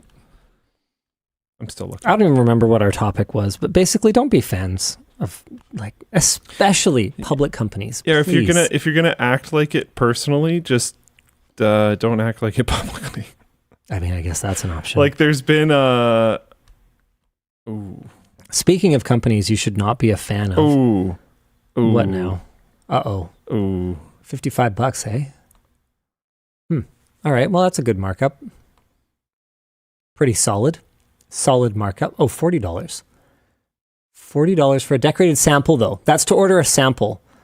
They may do discounted samples, so don't read too much into this one. That's true. What does decorated sample mean? Well, these guys are a printing company, so you would order a custom one. And look, the minimum order quantity is 12. So they're expecting a volume order. So that may just be the price for a sample with the expectation that you will order a bunch and the pricing might be higher. So if you want backpacks for your team or something like that. Exactly. That's cool. Speaking of companies you shouldn't be a fan of, YouTube has done a lot. Google has had overall an overwhelmingly positive impact on my life. Nice. But Sorry. Luke, you are just determined. You know what? Fine, you do the show. No, you do the show. Nice. Oh, okay, I get it. Nice. Thank you for that. Sorry, keep going. YouTube loves pause ads. There. I'm not even going to try and segue. I give up. No, I don't even care anymore. For the past year, YouTube has been piloting ads that appear on smart TVs when playback is paused. Google presented the pilot as a success in their first quarter earnings call as a non-interruptive ad format that nonetheless had significant advertiser demand. Pause ads have likewise been rolled out by Roku. Here's an example of a YouTube pause ad courtesy of TechSpot. So the image of the show gets smaller and an ad pops up on the side. Ooh, snack break right around the corner. Probably fine, to be honest. Really? As a user? If you're going to have an ad somewhere, this seems the least intrusive. I don't like my UI moving around. I really don't like that. When I go to pause something and then replay it, I really don't like my button to move. I think it wouldn't, though. Realistically, I'm not going to see it anyway, though. So I guess this is all sort of hypothetical. And if you're pressing, would you generally press in the middle of the screen? Yeah, because the middle of the screen here is still the player, and you don't have to click on the play icon for it to play. You just have to click on the player. This is true. So it would still work. I'm still mad. There. I mean, it's not like I like it, to be clear. I just think of you heard all it here things, first. Luke likes pause ads. Oh my goodness! Of all the things that they could That's do, going to be a site very soon. LukeLikesPauseAds.com. Should put him on Floatplane. No. See, he's already working on it. That's why he says no, because now we're on to his devious plan to put pause ads on Floatplane. They're going to riot, Luke. No. They're going to riot. These are our most loyal customers. Why would you do that to them? What we are working on is getting official captions. So that'll be nice. Oh, that's cool. Yeah. Are they like machine learning generated? Whisper generated, and then there will be an option for manual upload as well. Wow, that's pretty cool. Yeah. That's going to save the social team a lot of work. Yeah. Are they the main driver of this? They've definitely asked for it. But I think we hit a bit of a milestone in regards to site stuff. So the whole Angular to React upgrade thing finished, and our new transcoding system is instated. Is that a correct way of saying that? I don't know. Whatever. Both of those happened at a relatively similar period of time. So future development is bubbling again, which is good. Sick. All right. Yeah. I think it's time for WAN Show After Dark. Nice. Have we done all the major topics? Major topics, yes. There are other ones. Oh, there are? Wait, Google Play celebrates Sonic. Oh, wait, we didn't talk about the Rabbit R1. Let's do it in the dark. Nice. Do you want me to do the Sonic thing while you're doing that? Google Play celebrates Sonic, but gets every single fact wrong. Last Saturday, the official Google Play Twitter account posted a strange thread supposedly showing off the changes in Sonic the Hedgehog's design over the last 30 years. However, literally every post in the entire thread is incorrectly labeled and inaccurate. Each has been corrected with a community note. Some have suggested that the thread was generated using AI and posted without human oversight. However, Google has yet to either remove or address the thread despite widespread news coverage. This is so weird. And the image that they even put of Sonic looks AI generated?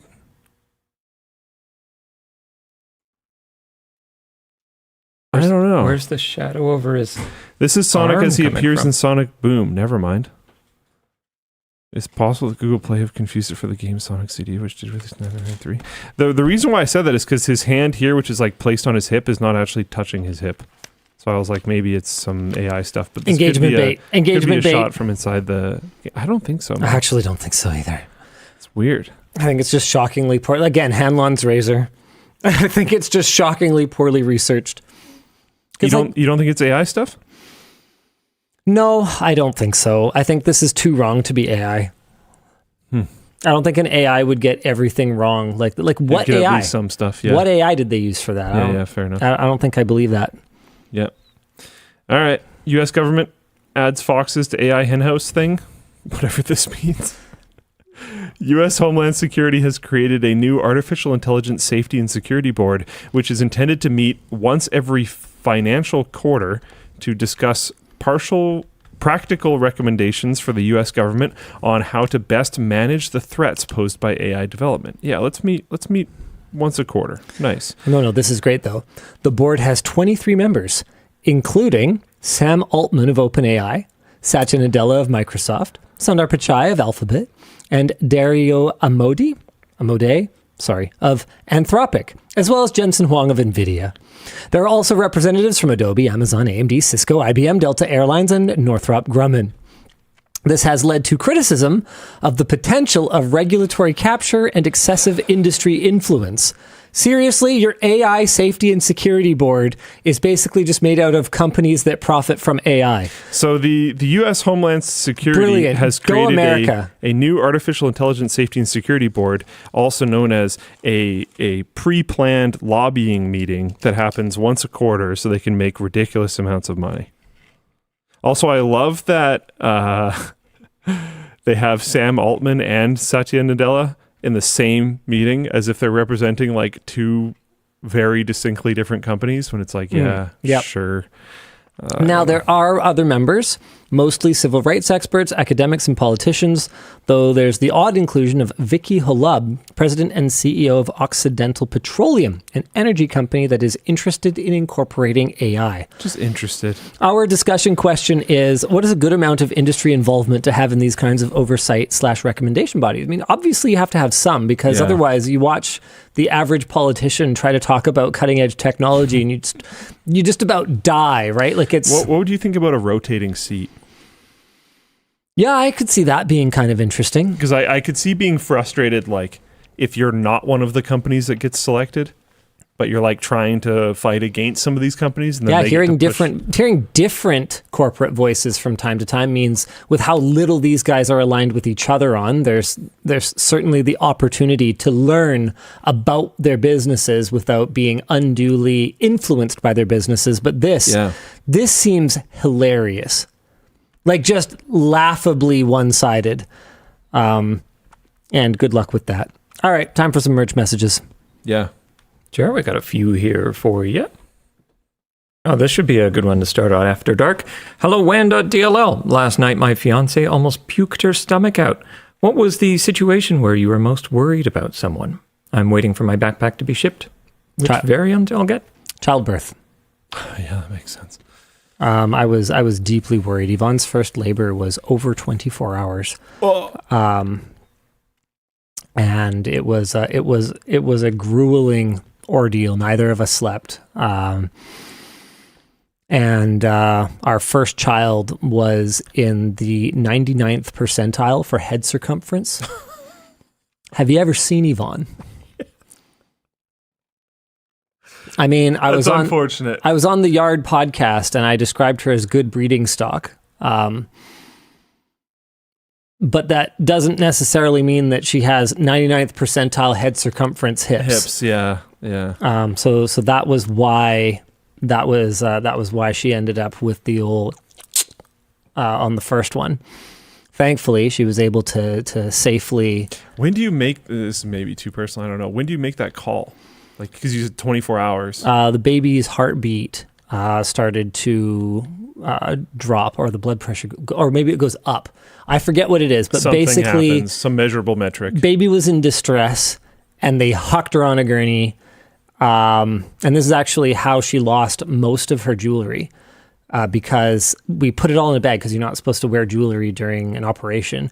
They couldn't get her engagement ring off her finger because it was so swollen. So fortunately we didn't lose that, but everything else I put into a bag and I left in the room, and it was gone by the time we came back from the OR, which was really unfortunate. She had some really nice earrings and a necklace and stuff. That's frustrating. Yeah, I mean, it's fine. You know what? If she needs a new necklace, hon, shout out, I'll get you a necklace this weekend. Just let me know. Like, things went okay for us in life, so it's fine. But what a flex. you know, there was a really nice pair of tanzanite earrings that she had that were quite sentimental because they were like the first earrings I'd ever bought her and stuff like that. So that really sucks. But you know, other than that, it was mostly just the panic of like, okay, it's go time. Go now. We need to go do this. So do you like pre-approve that? Like, if something goes wrong, we will do this thing? That wasn't an option. Okay. Because just letting her die and so like it letting would the baby die, it could have Yeah. impacted either of them. Got it. Having a, you know, at risk of this being very graphic, having a deceased infant child inside you is like not good for mom Can be either. super bad, yeah. Yeah, so like the whole thing, That makes sense. the whole thing was very stressful. And then our son was actually in the intensive care unit for almost the first week because he wasn't eating. Like the birthing process had been extremely exhausting for him as well. Yeah, that birthing process and that first week was like, was this a good call? You know, it was pretty stressful. Yeah, sheesh. Yeah, it was tough. I forget what the rest of the question was, but I was worried about someone you've been? He's ordered a backpack. What variant is he going to get? if we're out of stock, then you'll get the new ones coming in stock, which are the final V2 variant. Otherwise, you're getting what you're getting, and then it'll have a virtual warranty for the second layer, and we will definitely get you the upgraded carabiners once they are in stock and once they've shipped out to everyone who has already ordered. So, speaking of dead kids, what advice do you have in keeping kids safe online? I mean, you got to talk to them. That's the only choice. That's what everyone says, and that's the truth. If you're looking for another answer, I'm afraid you're not going to find it here, bucko. Hey, DLL picked up a windbreaker, which I love, and have a couple questions about it. What are the small pockets inside the main pockets for, and why are they different sizes? Love the Condoms. show. For all the sex you'll be having. What? They're wearing LTTStore merch. I don't know. I jokingly refer to like some of our little pockets as condom pockets because realistically, they're not really useful. We just really like putting pockets on things. We think they're cool. Use it for an air tag. You Yeah. can use it for like an AirPod little Yep. holder thing. Yep. There's definitely stuff you can use it for. Yep. Some people put cards in them. Small battery bank. Yep. Ahoy, DLL. I noticed one of your recent videos had a generic voiceover correction, and I was wondering, what are your thoughts on using synthesized AI voiceovers for scenarios like this? It's super convenient. Like when I'm traveling and I'm not around to shoot a pickup, if they can just change a word with AI, that's sick. It's pretty sweet. Like realistically, no job is getting replaced, right? Like the job of, you know, holding a laptop running Audacity or a little recorder thing and a mic under me is replaced by the job of, you know, entering the text in order to make that edit. Like nothing's being replaced. We're just doing it differently in a way that doesn't require me to come to set, which is great. Love it. You'll see more of it. Or wait, you mean the generic one? Oh yeah, I'm not as big of a fan of like TikTok voice style ones, but I think that the team likes to do it when they think it's funny. And that's just like a kind of humor I don't really get, but you know what, I don't like to stand in the way of just like silly little creative decisions like that. On the weekend, we went up to the Stave Lake power plant thing. The you can do the tour. Pretty cool, actually. But afterwards, I was dragged into an antique shop, and the person working at the antique shop was listening to a fully, as far as I can tell, fully AI-generated biography on someone. And I could tell the voice, I could hear it. So I could tell the second I heard the voice, I was like, oh, that's like one of those generic AI voice things. And I told everyone that was with me. And I kept listening to it, determined that it was probably an AI script as well, due to how it was worded and stuff. Weird. And then Emma was talking to the person, and partway through the conversation, they mentioned like, "Yeah, I'm watching this biography thing. I think it might be fake, but I'm not sure." Like, man, we're so screwed.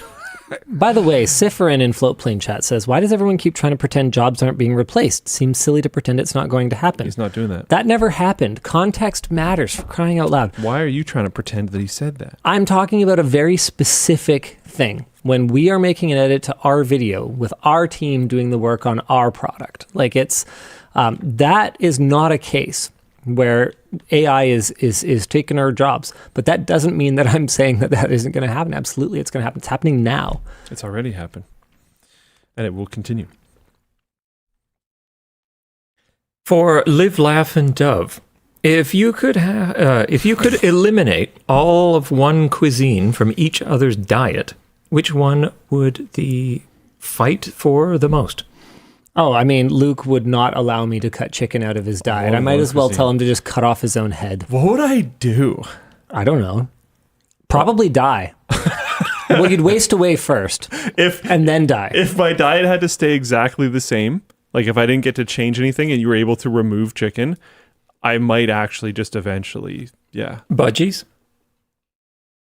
And when we talked about that earlier, he said chicken, not poultry. He said cuisine, Dan. We can stop talking about eating budgies now. Wow. Sorry. But, okay, sorry. so if you could had to. Okay, which one would I fight for the most?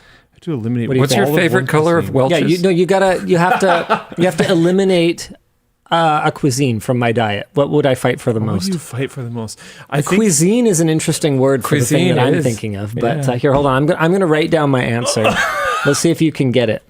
Would chicken even be considered a cuisine? Oh, for Luke, it's a cuisine. I mean, Frank's Red Hot would be the most of them. Let's see if you can get it. What's the thing I would fight for most?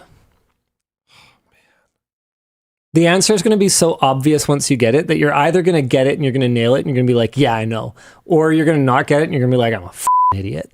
Really? So those are the only two options, I'm afraid. I wonder if you know this, though. Yeah, I don't feel like I'm that confident in this. Because there's quite a few things that he's fairly passionate about in regards to food, actually. And they're quite different. Cuisine. How are we defining cuisine? Loosely. Okay. Yeah, I'm not worrying about it. Yeah, I don't know. I feel like I'm wrong, but I just default to cereal. The first thing I thought of was cereal. Yeah, okay. Yeah. Because the other contender that I had was pickles, but I was like, I feel like it's not on the same level. Yeah, no. It's high. I like pickles, but I'll go 6 months without eating a pickle. Yeah, exactly. And I've seen that happen. If I go a week without eating cereal, the first thing I do when I walk in the door at home, like sometimes I don't even say hi to all of my family members. I will go and eat a bowl of Honey Nut Cheerios or like Honey Nut Checks or whatever I'm into that at that point. Like I like. I was less confident until you said mini wheats. I was less confident until you said that we were loosely defining it as.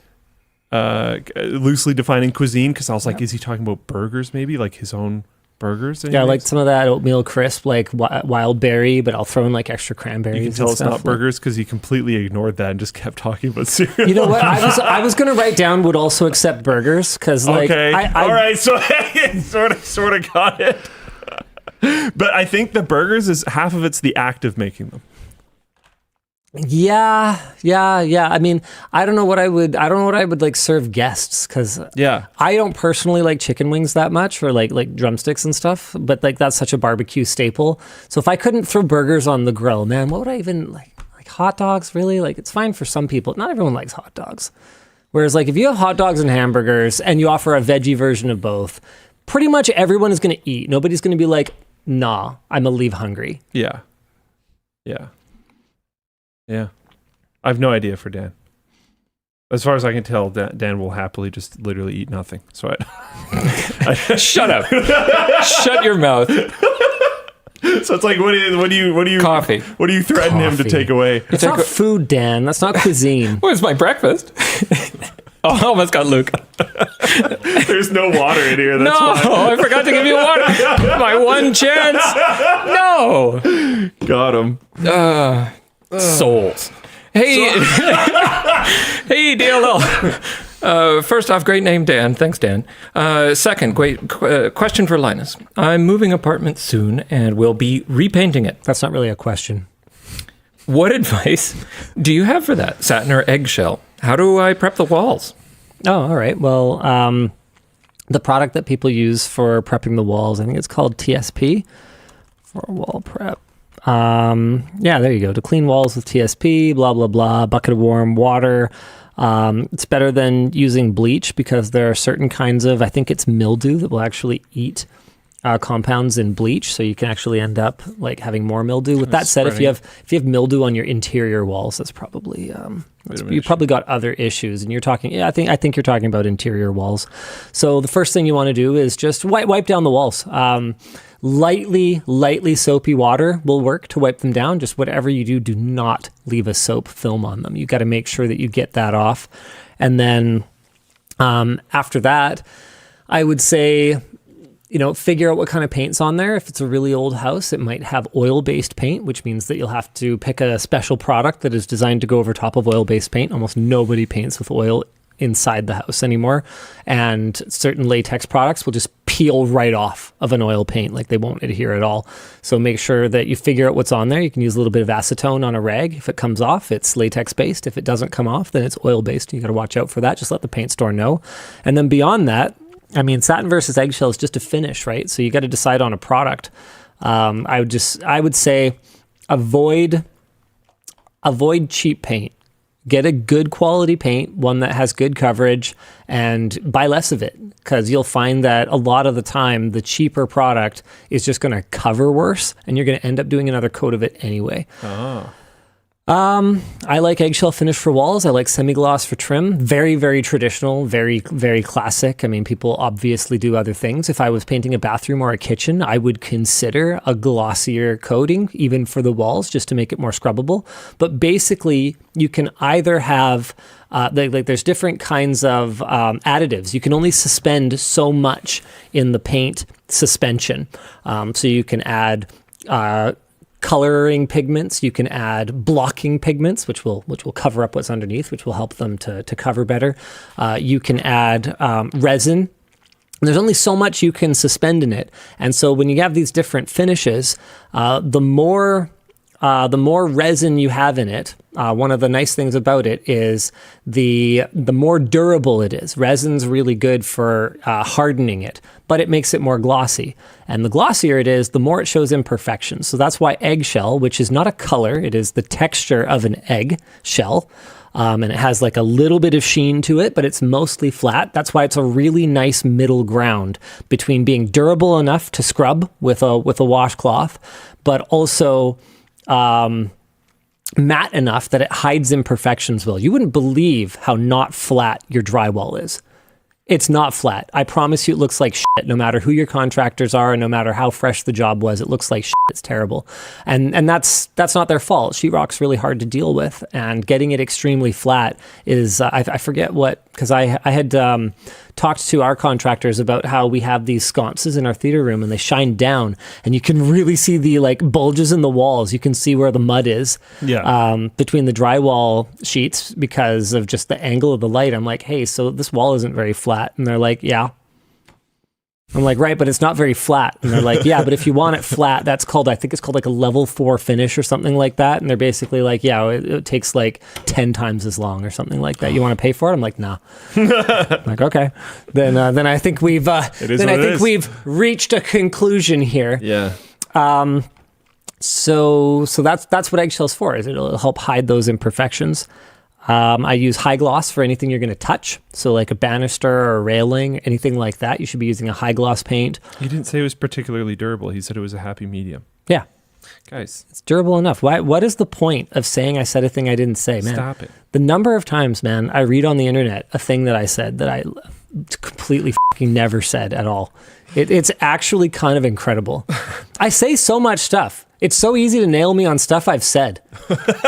Why go for the stuff I didn't say? What's the point? Oh man, it's pretty funny. Anyway, have fun. It's a fun project. Put down drop sheets.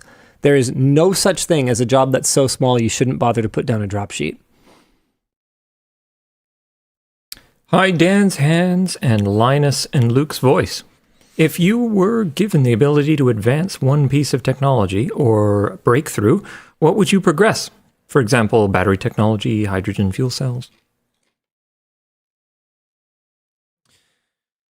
The two examples that they gave were fantastic. Yeah, that's like, honestly, I would have taken batteries. Yeah. Fine, I'm going to go with screens then. I would make them so much more power efficient that I don't need as much battery. Hey, I turned it around. It's basically batteries now. Got them. I was going to go with a more kind of broader tech and just mixed reality glasses that look like normal glasses. That actually look like normal glasses. It's funny. That's the product that I had in mind when I said screens. There you go. Nice. We're on the same wavelength. Heck yeah. Computer brain interfaces. Hey, LLDXC. OTR Trucker here. Just got my tax write-off t-shirt. It's officially a work shirt for a write-off. If you had to live out of a semi-truck, what tech would you take with you? Loving the Ally. Dang it, they took my answer again. I would tip. Gosh darn it. I mean, I would definitely take like whatever the baller Starlink is if I can get away with it. Like having actually good internet on the road would be pretty big deal. A huge deal for me. The Ally is sick, yeah. How much like I guess you're usually when you're stopped, you're going to be stopped at a stop, like a truck stop or a destination of some kind, I'm assuming. Yes and no. Is that like true? Sometimes you're just on the side of the road. You're in the pullover. How much power do you have when you're stopped there? I mean, that's a good question. I've never driven a big rig professionally, believe it or not. Yeah, I don't know. Paint house, yes. Big rig drive, no. Yeah, not so much, I'm Because afraid. most of the people that I've talked to that do this type of stuff have battery-powered things, which makes me think that you're charging them at a truck stop or something and then potentially using them when you're not there. Mm-hmm. So you probably don't have a ton of power available. Unless you're running your truck, which you probably don't want to just waste all that fuel. Probably not. Yeah, probably not. I could see electric trucks being kind of cool for that, actually. So the Ally's probably kind of killing it right there. Wow, cop-out answer.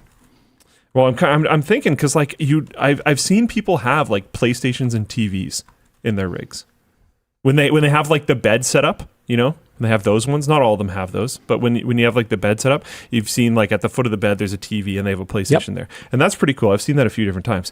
One thing that I've always kind of wondered about is why you don't see like some crazy, maybe I just haven't seen it, but like a PC gamer guy who has his truck set up, but there's a computer. The power draw is pretty high. I think you just wouldn't see it because I definitely know of some that have NASs in their trucks, for example, to carry media around. Okay, that's kind of sick. Like I would definitely have a NAS in my truck. That's pretty cool. Especially if I didn't have my Starlink. If I have Starlink, I don't need it as much. But if I didn't, that's my backup, is I would have like a sick NAS with a whole bunch of media. Okay, the sleeper trucks have a small diesel generator on them providing 1,500 watts usually. Interesting. I feel like, I am still copping out, but I feel like the Ally is just kind of a sick option. It is. Sorry. Sorry. Hey, we've got updates for Smash Champs. What's that? What are they? What's that? Look at that. A sneak peek at our concession and seating area. Wow. Yeah, so this will be the concession, and then... It looks like a normal kitchen. Look. All right, we didn't reinvent kitchens. I'm sorry. Didn't even innovate. This will be a small seating area. Dun, dun, dun, dun, dun, dun. What else we got? Oh, we got more stuff. What's this? Is this the viewing area? This is the retail Upstairs? store. Oh, no, downstairs. Yeah, so there's our slat wall. So we're going to put What's the yellow thing? products on there. That is a light for the construction crew. Oh, okay. Yep. Nice. Nice. All the audio stuff came in this week. Restringer? Our stringing machine. You just have one? We got two. Nice. For Are you still going to string your own rackets? No. Man, I'm going to use my owner privilege so hard. And be like, hey guys, do you mind taking care of one of these rackets for me? and then I'll pay. Is that and going then to it'll be done. affect the manager's numbers? Shouldn't. I'll pay. It's fine. Nice. But I might expect it to be done pretty quickly. You probably shouldn't pay. They should just track how many times you do it, because then it's just more taxes for no reason. That's true, actually. But technically, I'm supposed to pay those taxes. That is definitely a personal badminton racket. Never mind. Of course you should pay. Very good. Not financial advice, this guy. Yes. More? Yes. Luck, I see you're going to be attending Open Source this Yeah. year. Are there any specific open source programs or platforms that you're hyped to see being developed? So many of them. FFmpeg. It's like so underrated. It runs like so many things, and you don't hear people really talk about it very often. You just hear people talk about, we talk about Floatplane, and maybe I don't mention it enough, so I'm trying to give it credit right now. But FFmpeg is like incredibly amazing. And our internet offerings would be a lot worse without it. I'll say that much. So there, I'll say that one. I'm always excited when they keep pushing things forward. So I'm guessing I fell for your cunning plan when I submitted that dead pixel bug report. What are your favorite examples of Easter eggs like this on websites? I always loved the little dinosaur jump game that you could play when a page didn't load in Chrome. I think that was probably my personal favorite. In the past, isn't it still a thing? Maybe. I think somebody made a multiplayer version of it. I can't remember if that was a thing. Maybe I'm crazy. Play Chrome Dino game. Press space to play. Yeah, there you go. Chrome Dino multiplayer. Look at that. No way. This feels too easy. It gets harder, right? Didn't somebody make a hot dog to play it? Yeah. Yeah, somebody mechanically automated basically a cheat for the game, and then I think he got a job. Seriously? Yeah, I think they hired him. That's amazing. Man, I think internet. it was just a sensor on the screen that when it detected the darker color. Yeah, but you gotta jump, you gotta crouch, you gotta would do an input. It gets faster. Can you crouch? Is there crouching? Down? Yeah, you gotta duck under things. I can't look at my arrow keys right now. It's just a Dang it. down arrow. I can't see them. I didn't though. know you had to. Are you sure you have to crouch? I don't think you can crouch, Dan. Mm-hmm. Are you messing with me? What is happening right now? Okay, Never I've seen it. dark mode. Oh. Dude, he's gaming right now. So sweaty. Did you guys know this is the guy that beat Ludwig? Shut up. Dick. Someone should challenge him to this dino jump game.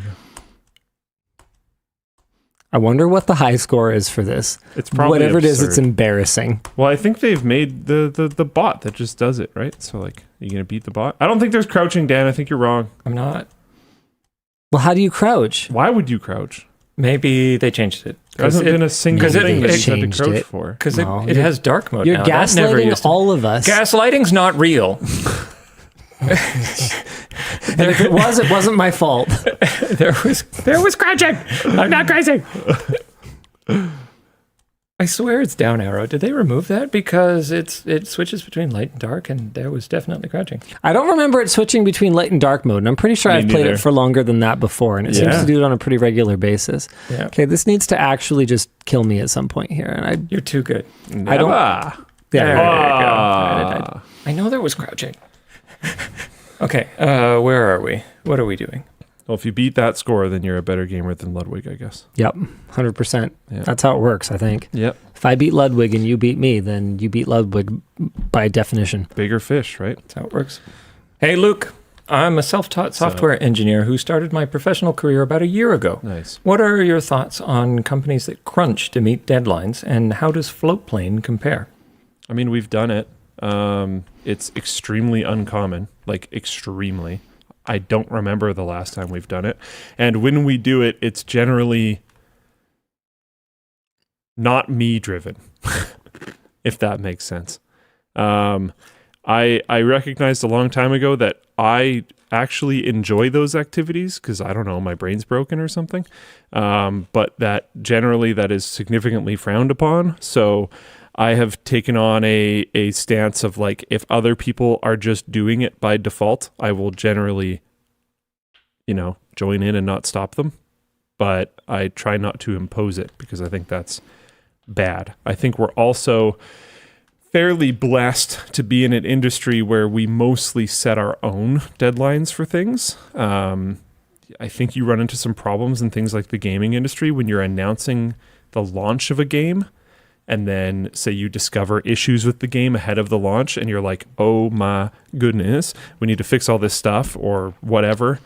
So you announce the launch of a game and then you do a play test and it's horrible, so you're trying to improve it for whatever reason, then you're crunching because of that. Like there's a lot of industries where crunch is more real for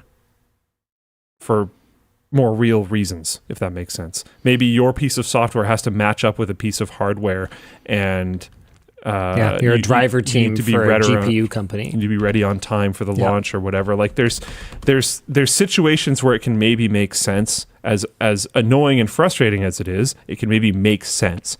I don't think it often makes sense with Floatplane. I can appeal to you guys, and I've done it where I'm saying we're going to work on something, and then we end up working on something else, or we make some change, and then I just apologize to you guys on WAN Show, explain why we made the change, what we're pivoting to, what you guys are going to get instead, etc. And then people are usually actually pretty cool with it, and I appreciate that, and that saves our developers from crunch. Not entirely. Yeah. It helps though. Sometimes they crunch even when you tell them not to explicitly, which that is can actually frustrating. Be a genuine, very large problem because people will burn out from that. And I'm like, well, hold on. I'm telling you not to keep working. Yeah, this is not reverse psychology. Actually, don't do that. Yeah, like, don't work on the weekend. Take your weekend off. It's actually better for all of us. Like, just don't. My favorite line, we had an employee at one point that was very problematic that way. And my favorite line with them was always just like, you're no good to me dead. Yeah. Like, I don't know how to be more explicit than just don't. Yeah. Yeah, it's and it's frustrating because I think there's some like human spirit in the desire to like push really hard and sometimes. Wanting to help the team and stuff like that. Like, so I get it. I understand it's driven by positive things. Yeah, but it can. But I need you to be here on Monday and functional and happy. Yeah, I don't want to. It's like I don't want to. I don't. It's not constructive for anyone if you're like cranky and burnt out. Yeah. Or if you like miss things in your personal life because you're pushing for it, and then those people are complaining at you, and then therefore you're upset and all this kind of stuff. Inevitably, none of that resentment makes it back to work. Yeah. It's like, but I didn't ask you to do that. Yeah. So we're a little bit privileged to be in a situation where we're not running into situations too often where it's like super, super required. Yeah. Other industries are not as privileged, and I think sometimes those industries will recognize that they're in that state and then abuse it. Yeah. Because people getting into that industry will understand that will happen, but they don't necessarily understand how much it will happen because the company leans on it intentionally, and that's really bad. But it's also not always true. I don't know. It's just... Okay, what's next? Hey, DLL, with MSI dropping AMD GPUs, is MSI trying to woo NVIDIA? The focus on AI, will NVIDIA need a brand partner with no ties to AMD GPUs to handle products with lesser margins? If anything, NVIDIA tends to reward their most loyal servants with the products that have the higher margins. That higher margin has turned into more and more of a pittance over the years, to the point where EVGA ultimately walked away from the business. But as for why MSI seems to be quietly dropping AMD GPUs, yeah, I'd say it's a strategic move. I mean, it's not like MSI is giving up their partnership with AMD overall. They're clearly still developing motherboards for AMD Ryzen platforms. But it's been very clear for some time that AMD is just not competitive on the GPU side of things, and it doesn't look like there's any obvious light at the end of that tunnel. So strategically, if I was MSI, seeing the long time partnership with NVIDIA and kind of going, okay, if someone's going to blink and walk away from the Radeon partnership, why shouldn't it just be us? Like, why are we sabotaging the 85-90% of the business that we're doing on our discrete cards with NVIDIA over this like handful of stupid Radeon GPUs that realistically some of them we're probably spending more developing than we're actually making back in the margins on these things. It's not like there's a ton of money in selling Radeon cards either. I think if I was XFX, I'd be kicking myself pretty hard at this point because they'd be the last game in town. They were exclusive NVIDIA till they went exclusive AMD. Yep. You talked about the LTT wallet about a year ago on WAN Show. Any updates? Still in development? Dead. Hey, DLL, what is Lab's policy on AI scraping? If it's not allowed, have you heard about tools like Nightshade? Or have you considered an AI chatbot of your own? Good old can't beat 'em, join 'em.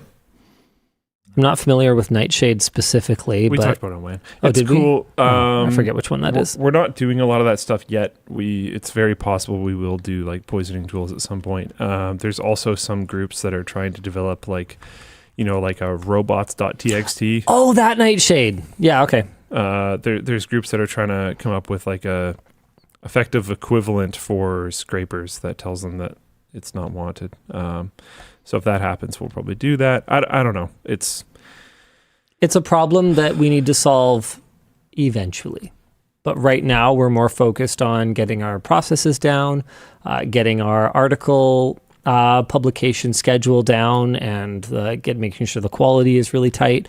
We have our first keyboard article up on the site right now. Just gonna show, yeah. Yep. Yeah. So we have the Apex 3 up, including force graphs for different keys. You can select any key you want. How cool is that? It's my screen right now. Pretty neat. Oh, Here. dang it. Oh, There we you both go. clicked ours at exactly the I same guess time. so, I was yeah. doing a whole thing where I realized you were talking. Yeah, so you can select different keys and you can see the force that we measured on those different keys. Because remember, the key cap itself has a different weight to it. So even if you use exactly the same key switch, you won't necessarily have exactly the same experience. We've got some cute little videos here. Why is this not on Floatplane? I don't know. We'll figure it out later. Showing latency testing. We've got our average wired latency. Yeah, good stuff, right? It's going to take time. It's going Just to to be take time. clear to the dev team, that is the correct way to do it right now. Don't worry about it. Yes, do not crunch yourself into a freely accessible Floatplane player. Yeah. Though the architecture of Floatplane is not designed for free video distribution. It is designed to be authenticated. So we would have to actually do a significant amount of work, is my understanding, in order to make a free player that we can use our Floatplane CMS to upload to. That'd be kind of annoying. We'll see. And if there's just so many other things we can work on. And YouTube is just so YouTube's- free. It's right there. It's right there and it's free. Yeah. I get it. Yeah. Hi, LLD, Linus and Lou. What was one of your most impactful celebrity or person of clout encounters that you have had? Who was it, and how did meeting this person either changed, and then it's cut off, I guess changed you? Changed your outlook on life. It definitely didn't really change my outlook on life, but I like this story. Do you remember when you had that talk with Markiplier like a billion years ago, and you talking about like hosting and stuff? This would have been like 7 years ago or something. I did not know that I had met Markiplier. I don't know if you met him or not. I know you talked to him. Really? Yeah. Cool. Is You he talked cool? to him about hosting, and you talked to him about Seems my cool. hosting. Blah blah blah blah blah. So I knew he knew who we were. Anyways, Cool. That's the only part of the context. That Wow, I matters. totally forgot about that. Yeah, he's kind of a big deal. My friends and I were going to PAX Prime, and we stopped in at Starbucks because a bunch of my friends want coffee. I don't drink coffee, whatever. But I noticed that he's standing there off on the side, and no one's noticed him yet. The reason why I know no one's noticed him yet is because the entire restaurant wasn't hoarding him, Right. Because he's kind of a big deal. Yeah, a little bit. And I saw him standing over there, and he was like mostly kind of keeping his head down, and I think with intention because it's pretty early in the morning. You just want some freaking coffee. Yeah, I don't blame him. And I saw him, and we kind of locked eyes, and I just head nodded, and he head nodded, and we went back to ignoring each other, and I was like, cool. That's pretty awesome. Yeah, it's like I'm happy that this didn't turn into like a thing. I'm happy I was able to not bother him in that moment. And it was just like, I don't know, it was pretty cool. Yeah, that's about it. I don't think I've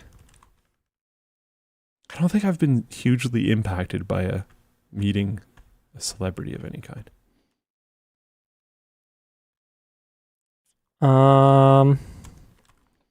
Trying to remember what his name is.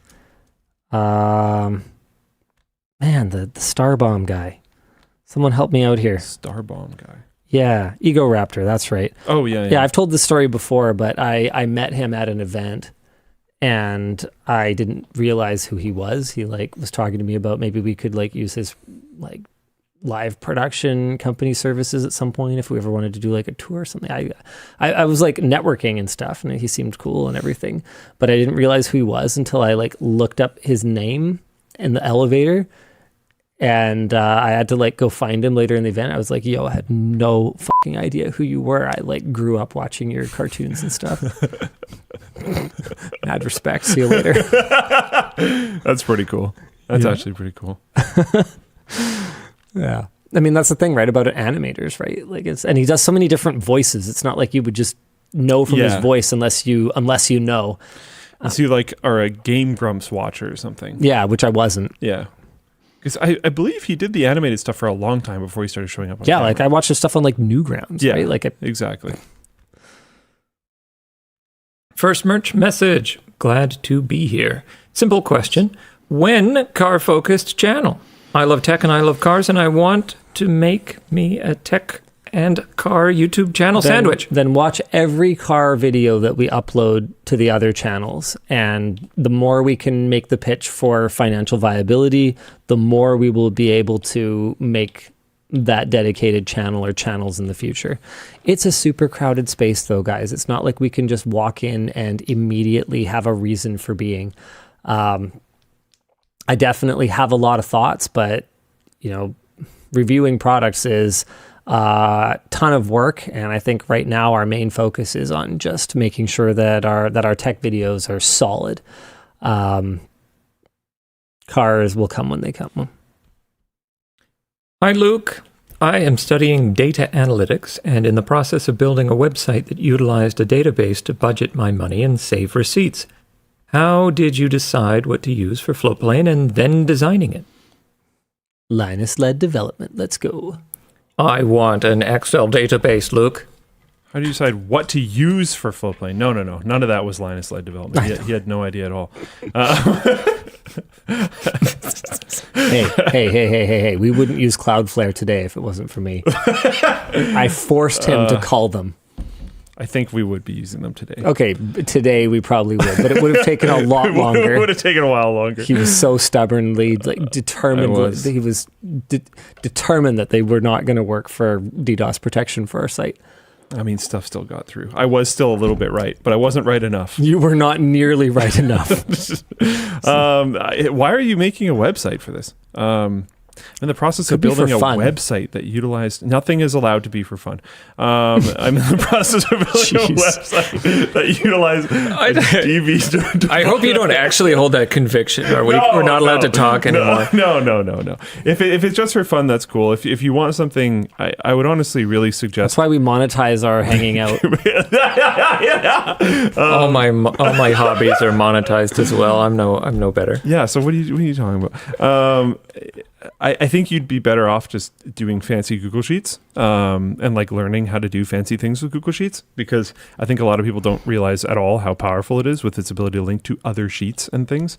There's also Looker Studio now, which they renamed Big Data Studio. And you can use it's Google. Now Big Data Studio? No, it used to be. Now it's Looker Studio, which Looker is the Google. Is a different thing? Then they killed the other one. No, it's just a dumb name. It is a dumb name. Looker Studio tell us how you really feel. So stupid. And that can have Google Sheet databases. Yeah, Excel's better, except Excel isn't remotely accessible, okay? Guy. What about Office 365? Got him. It's bad. The web version is bad. All right. Okay, so the decisions. Let me get to the root of this. How do you decide what to use for floatplane and then designing it? I tried to make some decisions with Jake, and we wrote down our pretty bad decisions, and then AJ stepped and then in. AJ was like, "Hold on." Yeah. And then we went with what AJ said for the most part, and then Fun fact: he still works for Floatplane. Yeah, it's great. That AJ. I had the team at the time religiously read the Netflix blog. Mm-hmm. I would post it in our Slack every time they posted a new article. I like how you refer to it as the team. Yeah, It's like you and AJ. and some volunteers. Yeah. Heck yeah, there was volunteers back then. That's true. It's That's more true. people. But yeah, we would read the Netflix blog, and we got a lot of our early info because my info on it was like a lot of these websites are not sharing information on how they're making their video websites. It was very closed back then. Very, very closed. And then there's Netflix just being like, hey, here's how we do basically everything. And I was like, okay, well, this isn't exactly what we're trying to build, but it's pretty close. So let's take some ideas from these, people that are clearly doing a great job of this and try to mirror a lot of what they're doing. And it worked quite well for us for a while. And now we've kind of pivoted onto our own things now that we have a lot of experience in the space. But yeah, we learned from another player in the space that has been doing really well. If you're doing it for fun, do that. If you're not doing it for fun, seriously consider something like Google Sheets instead of making a website for this. Yeah. Okay, here's a good one. Hey DLL, nearly a year has passed since Taryn took over as CEO. What are some challenges and positive developments observed since Linus stepped down? Basically, a year review. I mean, it's easier for you guys to answer this one. Have you noticed anything positive, or are things just generally worse? We feel more like a real company. You can take that however you want. Oh, I'll take it. Oh my. Oh my. I think, what are some of the challenges? I don't think there's been a ton of challenges, particularly pertaining to that, to be clear. I think Taryn has I don't know what, it's like a completely different food, but it tastes the same. So it's cereal, but it isn't? But it you eat like a cereal flavored candy bar and you're like, wait, what? So it's a cereal bar. Yeah. I don't know. It's like, it's very similar, but it's not the same. Like Taryn has a different approach to things and a different style, but they're clearly highly related. Overall, the guiding star is the same. I mean, it's not like I would have brought in someone who's just going to completely mess up my baby. I don't think there's a lot of like new challenges because of that, if that makes sense. I mean, we're definitely doing some stuff differently. Like our entire leadership team, which is about almost a fifth or a quarter of the company, somewhere in there, is doing like executive leadership training right now. But I think that's a positive development, not a challenge. You were trying to think of a challenge. Yeah. I mean, he's remote still, like half the time. I consider that a challenge, but I guess for most people, it probably doesn't make much of a difference. No, because you were too spread thin anyway, so you weren't there anyways. Yeah, that's fair. So like... Yeah, what difference does it make? All right, fair enough. If anything, there's probably more time being spent because when he is here, half the time that he's here, that's more time. So, I don't know. Someone asked for more French Terry hoodies and someone else sniped me on the reply. I said K. Sorry, I think I just showed that one. Okay, last one I've got for you here. Linus, I just purchased an S2 Del Mar for my daily commute. I have no idea what that is. I will go look it up while you continue to read. What is your favorite bike gear, accessories, safety equipment, or tech? Likely will order a brake free. It looks cool. I mean, yeah, it looks sick. The S2 Del Mar. I don't know. It doesn't really... Oh, yeah, it kind of looks like it. Yeah, I think it's electric. Far-ranging fast charging, absolutely. That makes me think electric. City range, 181 kilometers. Level 2 charge in 78 minutes. That's pretty nice. Whew. Whew. She goes. Dang. Yeah, she goes. Zoom. Stunts performed by professionals. Good Lord. Whoosh, whoosh. Okay. I'm doing the audio. Hi. Anywho, yeah, that looks super cool. I gotta confess, I test drove an electric bike a while back, and it just didn't sing to me. So I ended up dumping a bunch of money into my SV650S. It's an old 2003, but I'm really looking forward to having it back on the road. As for my favorite gear, honestly, I just have like kind of pedestrian stuff. I don't really. I just like riding my bike. You have a lot of the same stuff too. Yeah, I don't replace things unless I absolutely have to. Like I buy a new helmet every 5 or 6 years, like you're supposed to. Yeah. I'm gonna paint like my new one gear, to match my bike. I don't know. Probably all the same stuff, right? I'm assuming it's something from someone. Yeah, has some armor in it. I got the one that fits. Nice. I don't know, man. I'm not much of a. It's funny because I'll say stuff like I'm not that much into the aesthetics of things. I don't care about the brand. I'm just buying functionality. Like I say stuff like that, and then I am spending, I kid you not, like thousands of dollars painting my bike. But it's not about the end result. Like if I was buying a bike on Craigslist, I would just get whatever one. I don't care what color it is. Yeah. It's more about the project of doing it. So I don't know how to address this.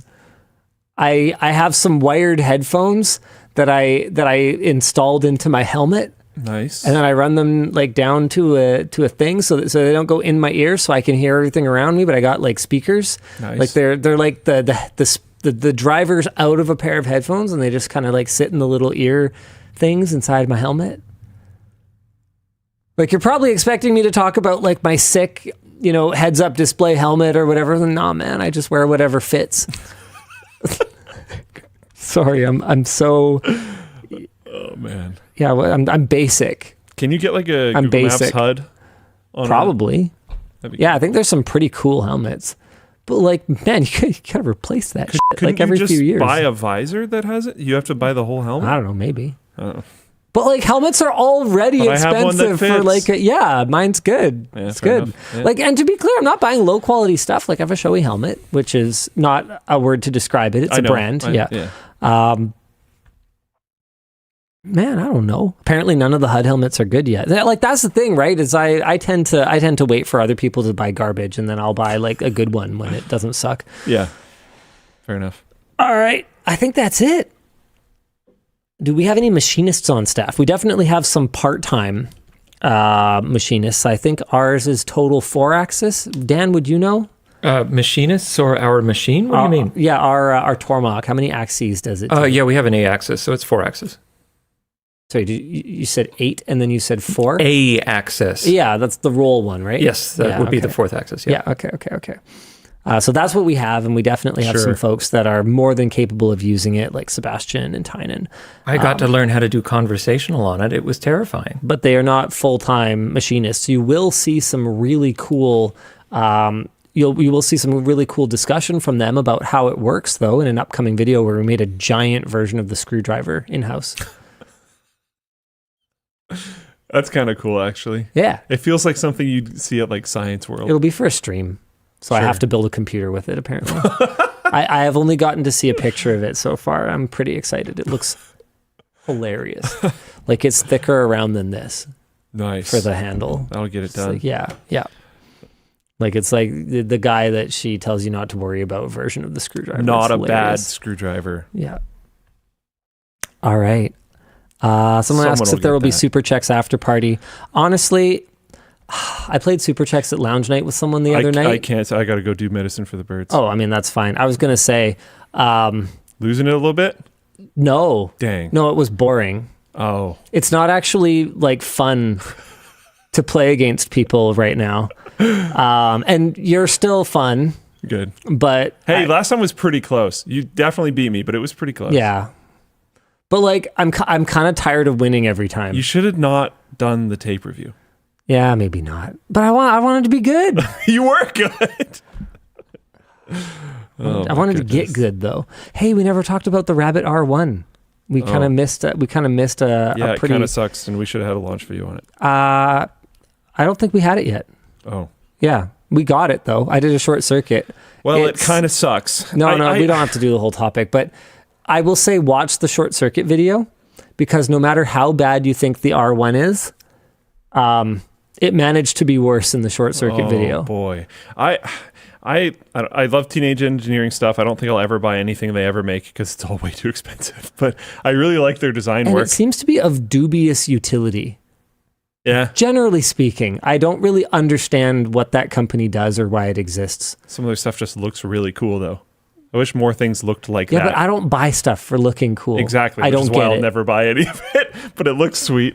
Yeah, people have this like weird relationship with teenage engineering that I That is just true. I don't have that. I don't understand. Like they're like fans of them. They'll just buy stuff just because they yeah, I'm not going to do worked that. on the design. But like, I kid you not, it has a giant touchscreen covering half of the front of the unit, and you can't interact with it. You have to use the wheel. This just looks so cool. Sure, but so what?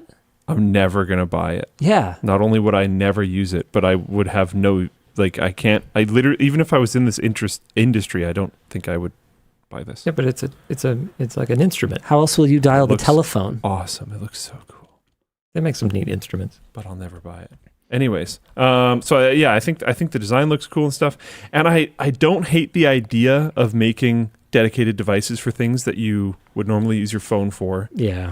because I don't hate the idea of getting off your phone more. You should watch the video anyway, because it's going to be really funny. I probably will. Thanks for tuning in. We'll see you again next week. Same bad time, same bad channel. Bye.